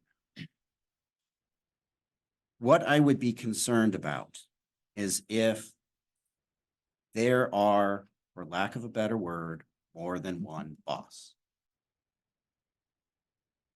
That would allow for answer shopping. And it would allow for inefficient operations of county government. So if an employee is told by one authority, do X, and is told by another authority, do Y, that employee is in an unfair situation. Here is the question that I guess I would pose. Is the purpose of this role to allow for more than one boss? My understanding of Brian's position is that it shouldn't. I'm not certain, based on the conversation, what Seth thinks and what Susan thinks. I totally agree with what he just said is the way this shakes out, because we are, least I'm not the which only one. mic am I? You're both. Oh, wow. I'm like, I'm pretty important. I totally agree with his description. And again, we're the county court, and I agree with you, 20 years from now, they need to change the policy. We're still the ruling body. So I don't have a problem with this document other than we need to get off the pot and get this thing done. And that's going to solve a lot of our problems and a lot of the upsets that have went on Okay. once we get that transition. And if we keep bungling over this, God knows. Fair we enough. need to But go. before we vote, can I, We have a motion, Yeah. we have a second, and we're discussing. called for a vote. Well, he can do his. Before I go through here, let me just go through and talk about some areas where I'm mostly concerned about it. I gotta get back. Okay, go ahead, Seth, I'm listening. One of the ones I'm most concerned about is the hiring and firing of employees. And here it is, the consults with the county court on the hiring and dismissal of appointed department directors. The county manager recommends hiring and dismissal of department directors. And I think both those roles need to be supports the county court in hiring and dismissing people. And you're gonna hear a real concern from Andy that if we have the ability to do that, then that person's never gonna have the support of those people. But I just do not think that for the voters' sake, we should give those away, because if you look at other places, you've seen it here. We've hired people that you didn't even know about. Oh, and I agree with you. That we were in a situation where we probably wouldn't have extended a offer to that person. And I agree with you, but And- again, consults with the county court on the hiring and dismissal of appointed directors, and you can put their employees or whatever you want to say. So now I give you an example. Mhm. We got an email with 11 applications for facilities. Yeah, Whoever went through it, I'm assuming you, Andy, I'm not sure who went through it, sent us another email with the 2 people they recommend. So I saw all 11 and I saw the 2. One of the people there, I am very questionable about on the 2. So now I'm going to go back and I'm going to read all the 11. And again, consults with county court. And I'm going to say, hey, I don't agree with the one guy, which I don't feel he's a good choice. And I'm going to look at the other 11 and see, is there anybody that I feel should be pushed up? And I'm going to fight for that. You got that same email. Brian got that same email. Sure. So I don't really think I don't think we're, We're not excluded. no, I but- don't think we're excluded because right here consults with the county court on hiring and dismissal. Now, what you might put is instead of appointed department directors, maybe you say of county employees. Maybe that would make you feel better. No, because I think that's too, I don't think, I think department heads should be in charge of, I do too. I hiring do their, too. I don't think we need to be getting in the weeds of No. hiring frontline staff at the finance department. But when it comes to the department heads that are going to be making major decisions for our county and our citizens, I think we need to be the ones that make those decisions, and that person needs to be supporting us to make those decisions. And I think that's exactly what this says. I think, I do think Consult that's with what it us, says, because right. we don't have the final decision. well, They have to have a conversation with us, but they don't have, we don't have that final say of who they hire or not. And Andy's gonna say, well, anybody that's gonna stick around is gonna make sure you talk to everybody. But I just think it's extremely important that you force the elected officials to be part of that process and accountable for those decisions. hey, If is I- there, If I could, okay, it's clear language. You do I- have the final say. You're ratifying anybody that this position brings to you to hire or to fire. That's what it says. It doesn't, there's no authority of the county manager in this job description to go appoint a director without Without us. your ratification. With respect to the, job resumes and so forth that were presented to you, they've been out there for about a week, I think now, and that's got to be fine tuned so that we can have a timeliness, in terms of the review and so forth. We've got candidates that have submitted their interest, and we've already, initiated the preliminary interviews through the HR process. So if you want to be involved, there's a communication thing that needs to happen in terms of, yes, I'm reviewing these and I'll, when do I need to get back to you? And we can do better in terms of saying, we need answer by this. Is that reasonable or not? But I'm also very aware that throwing these out and not getting anything back it's and indifference. then being indifferent to the whole process. And then when the hiring decision comes, then suddenly it's a problem. We can't run an organization that has this gotcha stuff. A manager needs to have clarity with what the expectations are. And this is very clear, consults with. You will ratify the positions. If you don't want to ratify, you don't need to ratify. And again, what I'm saying to you is absolutely fact. Nobody in this position is going to bring forward to you a position that you're not going to ratify. You would not put that individual out in a public meeting to say, I am recommending hiring Eric to be your county counsel, to turn around and watch two of you or three of you say, we don't ratify that. That would be totally unprofessional. So What about when it happens when it's not in a public meeting? they all have it in public meetings. I guess, but that's another the point we gotta get into. That's But- what you So can't what, make. why are you so against? We sorry. can't make that decision. You can't make the decision without a public vote, Seth, in a public meeting. So why are you against using the word support the county court through the process? Because it's not your role in the way a board of government works, board of commissioners, to make the hiring, firing decision of county department heads. Your person that you're hiring and firing is the manager. That's the way it works in every organization as a commission manager form of government. If you don't want a commission manager form of government, you need to change the order that you just passed to say, we don't want a manager form of government. We want something else. But a manager is, as Dan Schutte was describing to you, is a CEO of an organization that is running things. And you can't put a CEO in place if you're going to basically say, we really don't want a CEO. We want basically, support staff, which is some sort of office manager that would be going around and checking with each of you on any and everything. That's not what I understood that you're wanting to have. So, and it's not what you just adopted. So if you're wanting a manager form of government, the description that's in front of you, I think is a one that has gone through the process, as you mentioned earlier, Susie. It went through a process. It was originally voted. This was done 3-0. And now, But now we've seen. hold on. Go on. You've seen Andy.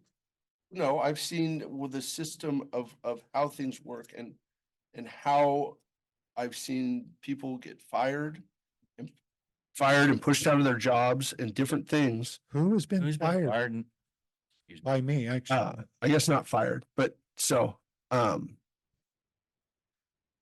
feel like there was a few people that left because of interactions, but that, I mean, that's fair. Let's not get into that. So, again, you guys can make whatever decisions you want. I'm very, very concerned about just giving away the ability to hire department heads down the road. I just want to put it on the record. The next one is, so directs go ahead. Before we go too far, I just would like to remind everyone, we do have an active motion. What I'm concerned about is if we have too much discussion while we have the active motion, we might forget we have the active motion and then forget to vote. So, thank you. I promise I won't forget. I think, yeah, let's Seth finish, but I think the fact that this was a 3-0, I think you need to think about that. And I think that you are transposing Andy onto this position. And this position is going to be what we want it to be. And as far as the wording, I totally support what you're saying, Seth. I'm totally on board with what you want. I don't see any red flags in any of this wording at all. That's just Fair enough. my English opinion. And that's our English, whatever literature or whatever you want to say. But Well, then let's. I think it's there. I think it's there. And I think we as commissioners need to, like I say, we need to be more active. It's like I haven't, and this is my fault. I have not communicated to Andy that the two people that they have for facilities, there's one of them, I think he's a dud.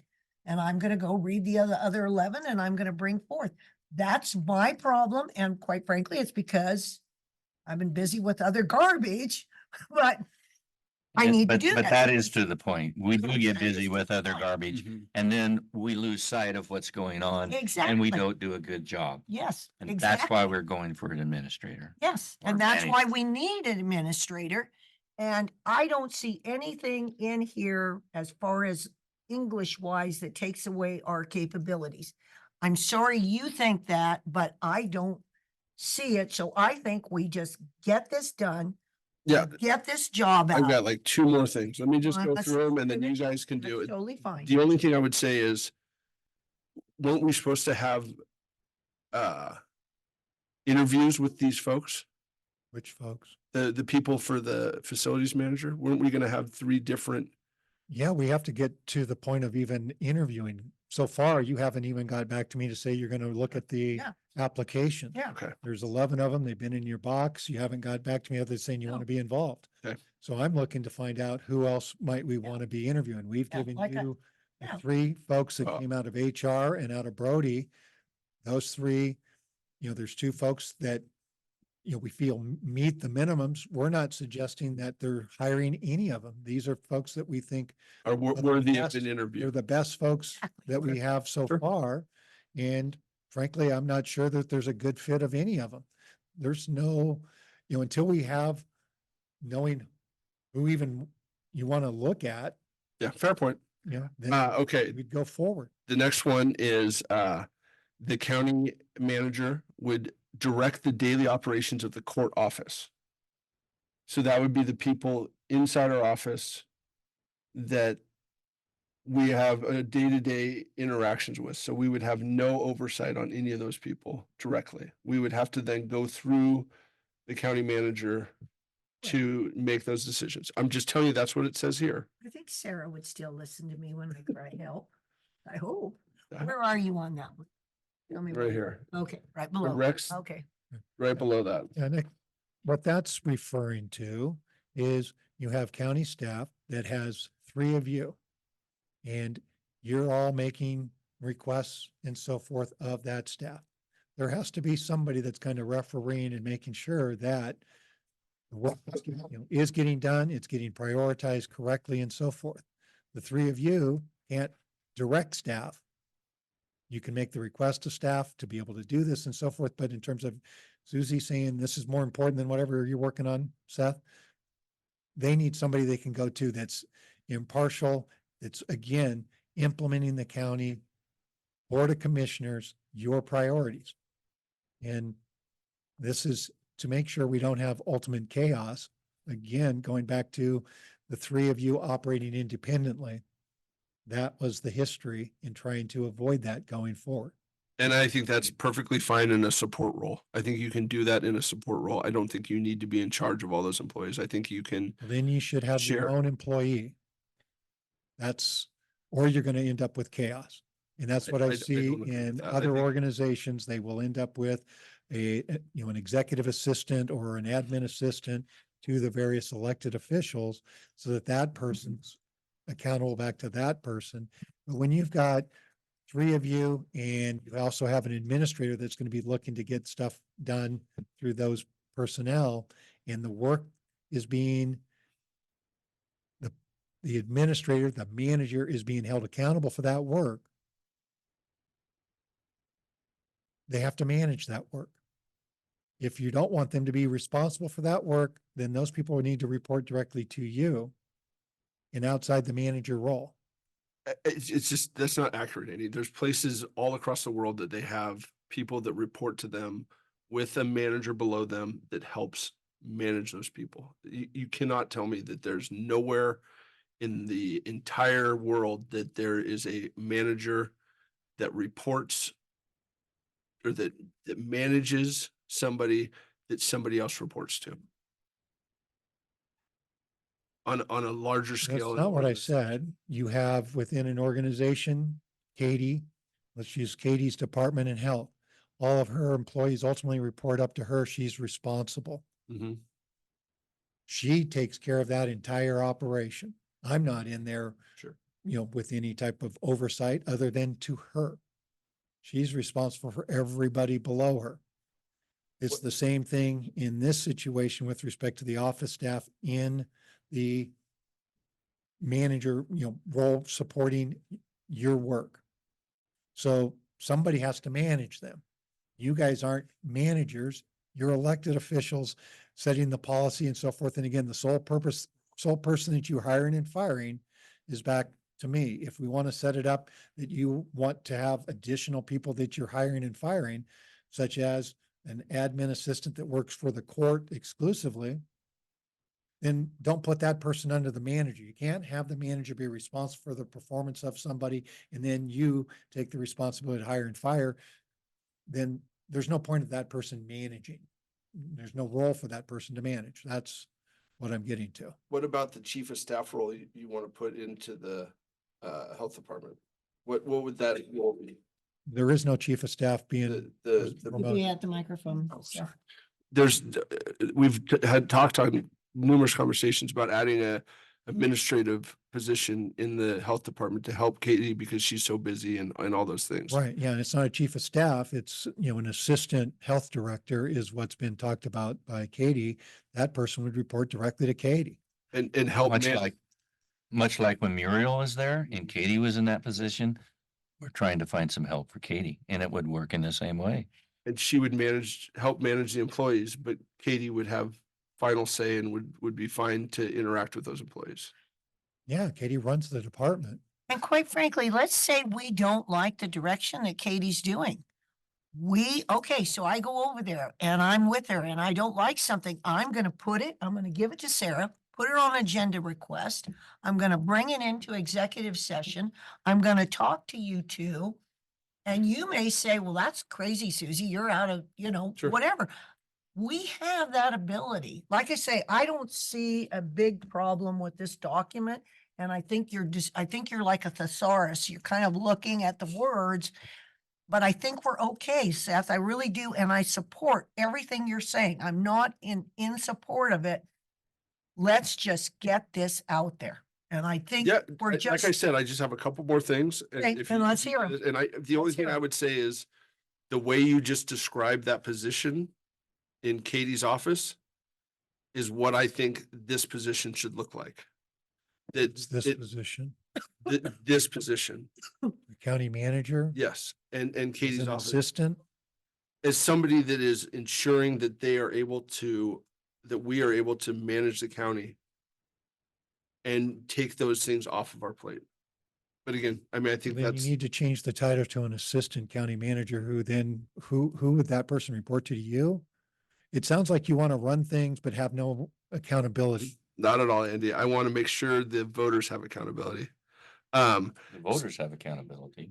Yeah. I don't think so, but okay. So then the only thing I would change on that one is that we should have say on the hiring and firing of that staff within the county court office. Because it says that this person directs the daily operations of the county court office and hires and supervises professional and administrative support staff. That would be no different than all the other employees that we have. Yeah, I know, but I think if we're working with them, I would want more of a say in the person we hire. And I like Sarah, I'm not, let me be very clear, I'm not saying I don't like what you're doing and I wouldn't have hired you. I'm just saying down the line, I think it's important for people in that position to be more engaged in that aspect of their day-to-day life.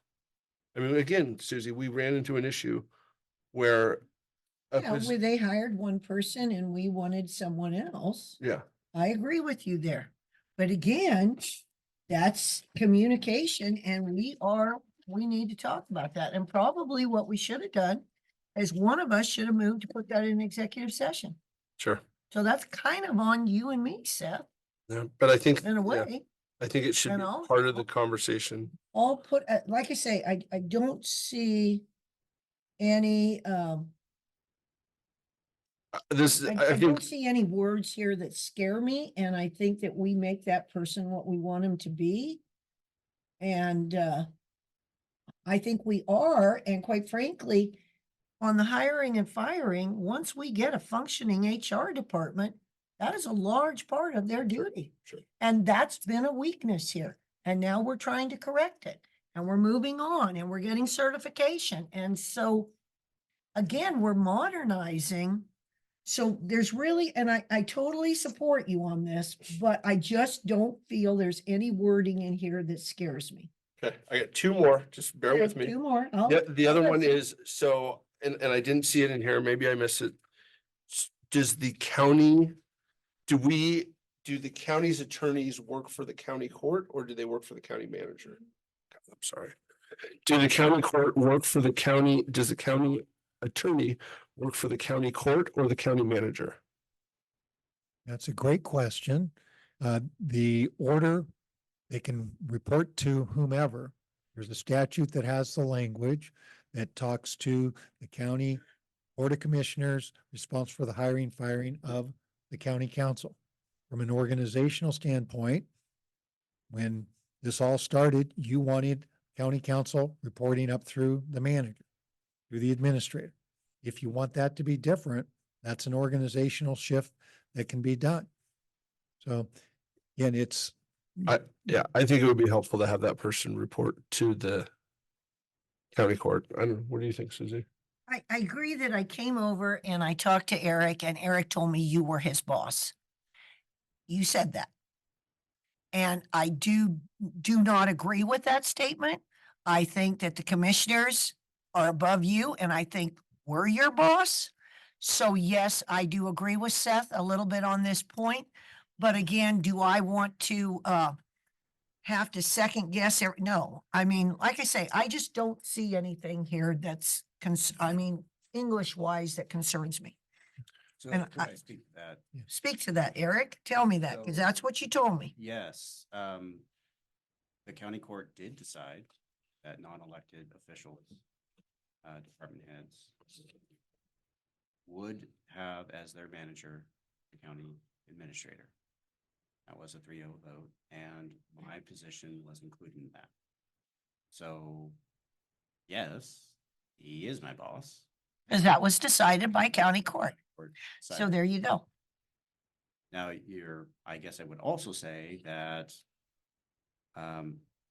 as Andy pointed out, there is that statute, and my responsibility as an attorney representing the county is to represent the county through its duly authorized constituents.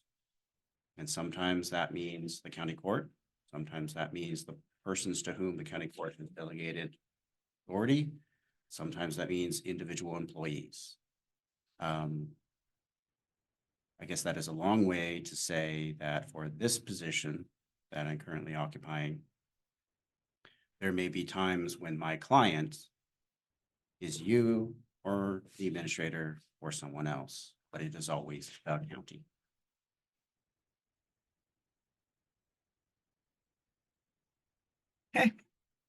And then my final one is, I think when there's special projects or major projects, you want to have at least one county court liaison to help go through those. And again, it's not to ensure that the person is behaving. It's to help those elected officials understand what those projects are. We just had a compensation study where I think there's been a lot of disagreement from the employees. And I think if you had an elected official there, that you would have a lot better ability to ensure that we as a county were getting, at least you would understand how that process goes and understand it from the beginning, including getting software and all those things. And again, you may not be the specialist that knows everything about it, but you at least will be part of it and have that conversation and have that internal knowledge that when you do get to the court meeting, you can speak to it, knowledgeably, not just in whatever you hear from your employees. And I agree with you. I think that the three of us sloughed off on that. And I think one of us should have went with Andy to each of his presentations. One of us should have been there. I do agree with you on that, not just for the employees, but for our understanding of it. I totally agree with you on that. And we didn't because we're consumed with everything. So yes, I totally agree with you. But again, that's when county court says, okay, we're going to be doing a compensation study. And maybe we ought to have a commissioner with the presentation. So Brian, you do roads, legal, and whatever, you do this and I do that, and we do that. Again, we have that opportunity. I feel that I didn't do it and I regret that decision, but Andy didn't stop me from doing that. All I would have had to say is, Andy, I want to go. And how's he going to stop me? He can't. I'm his boss. Yeah. You're his boss. Yeah. If I could, a couple things. One on the project piece, liaison, that's included in the, it's not a county manager responsibility. It's listed in your board roles and responsibilities. So that's a separate document that's listed, and that's per the discussion we had on March 1st also. With respect to the compensation study, Seth, you were involved in the very first conversation with Vance Jacobson, went through the whole methodology, everything about that. Then shortly after that, Vance brought the presentation to the entire board, presented all the information in terms of his methodology, how he's going about the work and so forth, laid it all out, what he was coming up with, his preliminary information. That same information has been communicated in those meetings, so you wouldn't have learned anything new per se in that conversation. Some departments are receiving it very well. In fact, I would say most every one of the appointed roles, the communications I have back from Vance, our communications with Will went great, communication with Katie went great, communications with so didn't go all that well.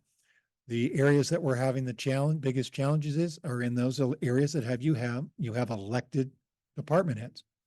Those are the biggest challenge areas. So that's not surprising to me. That's one of the challenges you have in this organization. You have several elected department heads that, going to advocate very strongly for their, position. Fortunately, you have somebody that's got 40 plus years of experience doing the comp study. He's doing that independent of me. I mean, he's putting it all together based on the information that was requested from those department heads. And the department heads had all the ability in the world to get that information to him and go through that scoring. Some people don't like the relative scoring. It's pretty hard to argue with somebody that's got the 40 years of experience going through that versus somebody that has zero experience saying they just don't like it. And he understands that. You know, we'll go back, you know, we've had individual meetings. We'll go through individual meetings, one more time to make sure that the job titles are what they hope them to be and that it's all inclusive, everything covered. We're trying to do our best to make sure that this is something that the organization's going to live with and work with. As we talked before, that's a change in what happened in the last time. Last time Vance and I put that product together, there was this interaction with the departments, but it really, outside of one department head that took up an enormous amount of his time, there wasn't much pushback. And then that went to the county court. It was adopted, and literally, much like other consulting work I've done with you, as soon as I roll out the door, the departments are already trying to undo it. And you, as a board, allowed it to happen. You had a weed master here that was scored at a 124. It scored again at a 124. This board approved that being a 130. It was paid more than a number of your executive people in the company, more than, you know, a county council, co-council, more than some of your, you know, all of your deputy DAs. And it was a guy that was in charge of a weed program. That had full participation by you guys. With a county manager, you wouldn't see that happening. That's what you're wanting and what you're putting into this so that the position isn't politics. It's a professional organization being positions hired and fired based on their performance as well as their professional credentials. That's what you're moving towards. That's what I understand that you want, but you don't want. You don't want it when it's inconvenient for you. You do want it when it fits your narrative. That's the thing you guys got to get over and be consistent with, one way or the other. Either stay with the political world and just have 3 commissioners with no administrator, have somebody there that's just going to go around and clean things up or help you from making a cleanup, or put somebody and give them the authority to carry this stuff out on your behalf to run the organization in the direction that you're trying to go. And there isn't, I mean, you have communicated to you before with the makeup and the discussions, you're going to have a tough time recruiting a county manager. A very tough time because you all 3 are not on the same page. You have an individual that wants to have this person have no authority, literally, to be going to the court for every decision. And this organization has 200 employees. Can't be going to you for every single thing. And check, Mother, may I? You know, you can't run that. Now you can try to put those parameters around that person and have those regular check-ins. And that's a key part of this communication. You know, the stuff that happened today, those folks went around me, didn't bring the issue to me, they get to you. That doesn't work in any type of government in terms of accountability, where you can have people go around you and not even have the courtesy to let you know, hey, I'm going to go talk to so-and-so.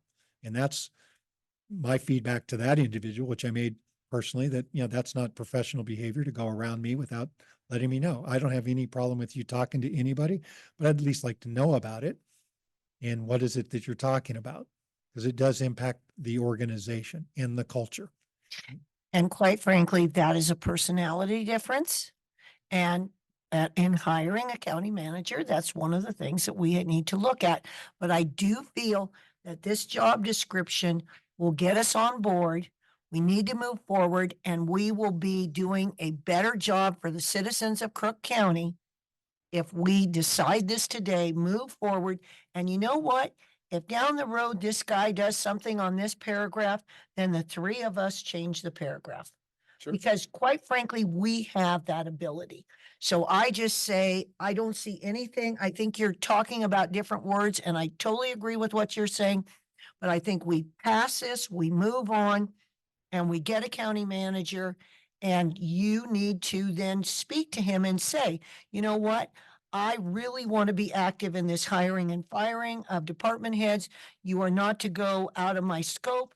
If he does, then the three of us get together and say, hey, quit this. We're going to change this line in your job description because we have the power.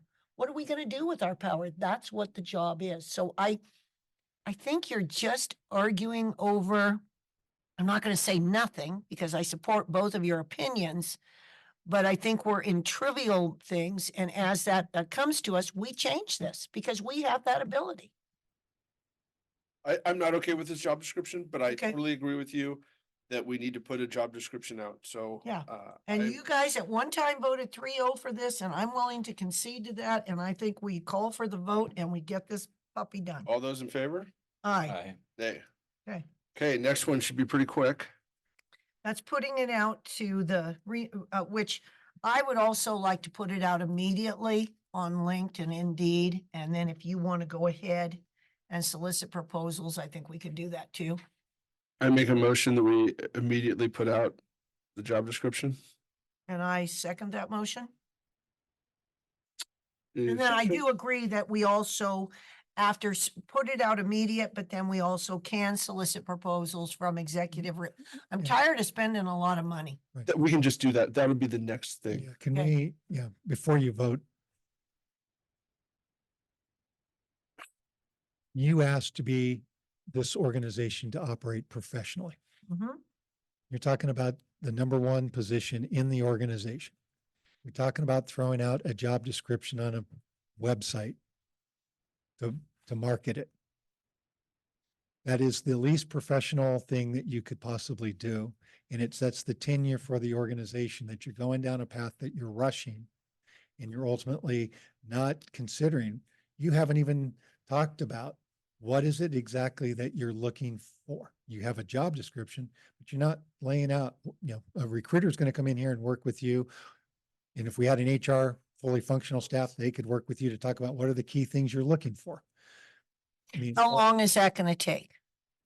we can get quotes from these firms in a fairly quick fashion, probably within a week, and bring something back to you within, those that here's what their pricing is, and you guys can, take, some time to do remote virtual interviews with them to find out what they want, what their fees are, answer any questions you have, and then have them go through the process of working with you to once they're selected, to put the job announcement together, and you're going through a professional process.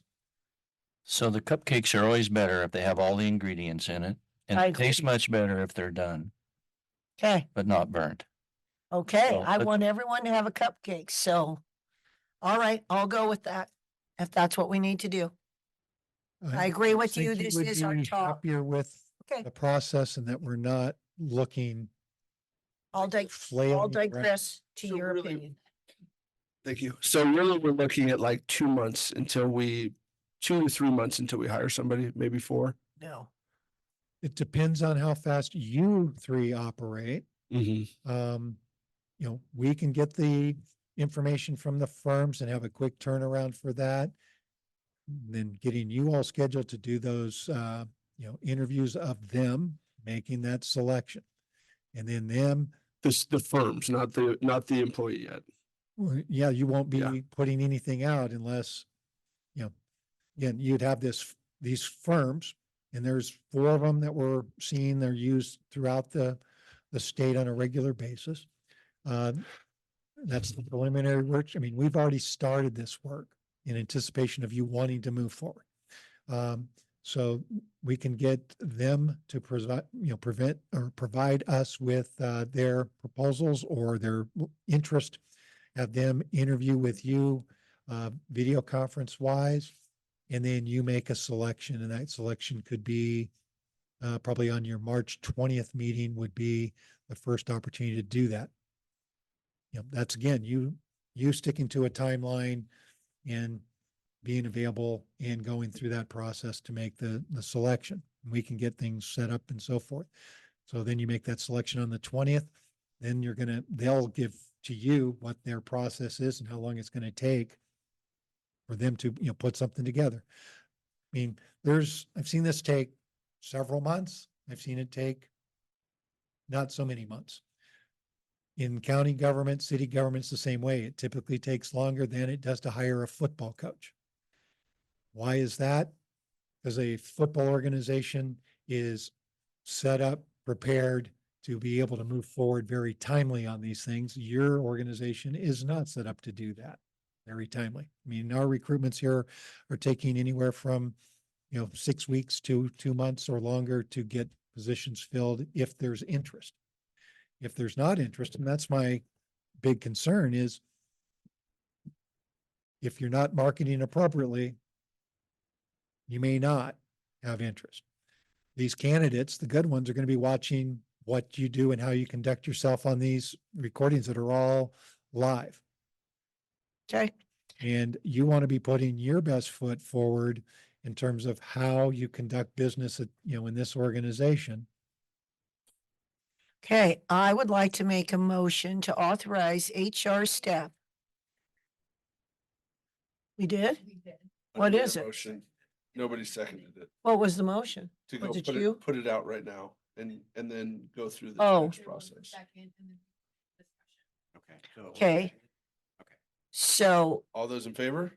I guess the answer is nay. Aye. Nay. Okay, I make a motion to authorize human resources staff to solicit proposals from executive recruiting firms to recruit a county manager with top priority. Second. Any discussion? Nope. All those in favor? Aye. Aye. Okay, perfect. We finally got a 3-0 Yeah, vote. there you go. Yeah. Yay, finally. I didn't even kick you. No. At least Yeah. not with your foot. I did kick you. A couple times. But okay. All right, anything else in the meeting? To adjourn the meeting? Jared. Well, no, we got to vote. I don't- Okay. Oh, okay, well. You're supposed to. Okay. Okay, Seth, I hope we did the good thing. No. Okay, For everyone, the order. I have a separate one. In a couple days. Are we done? Yeah, we're done. You gotta sign something. you got to No. sign, Brian.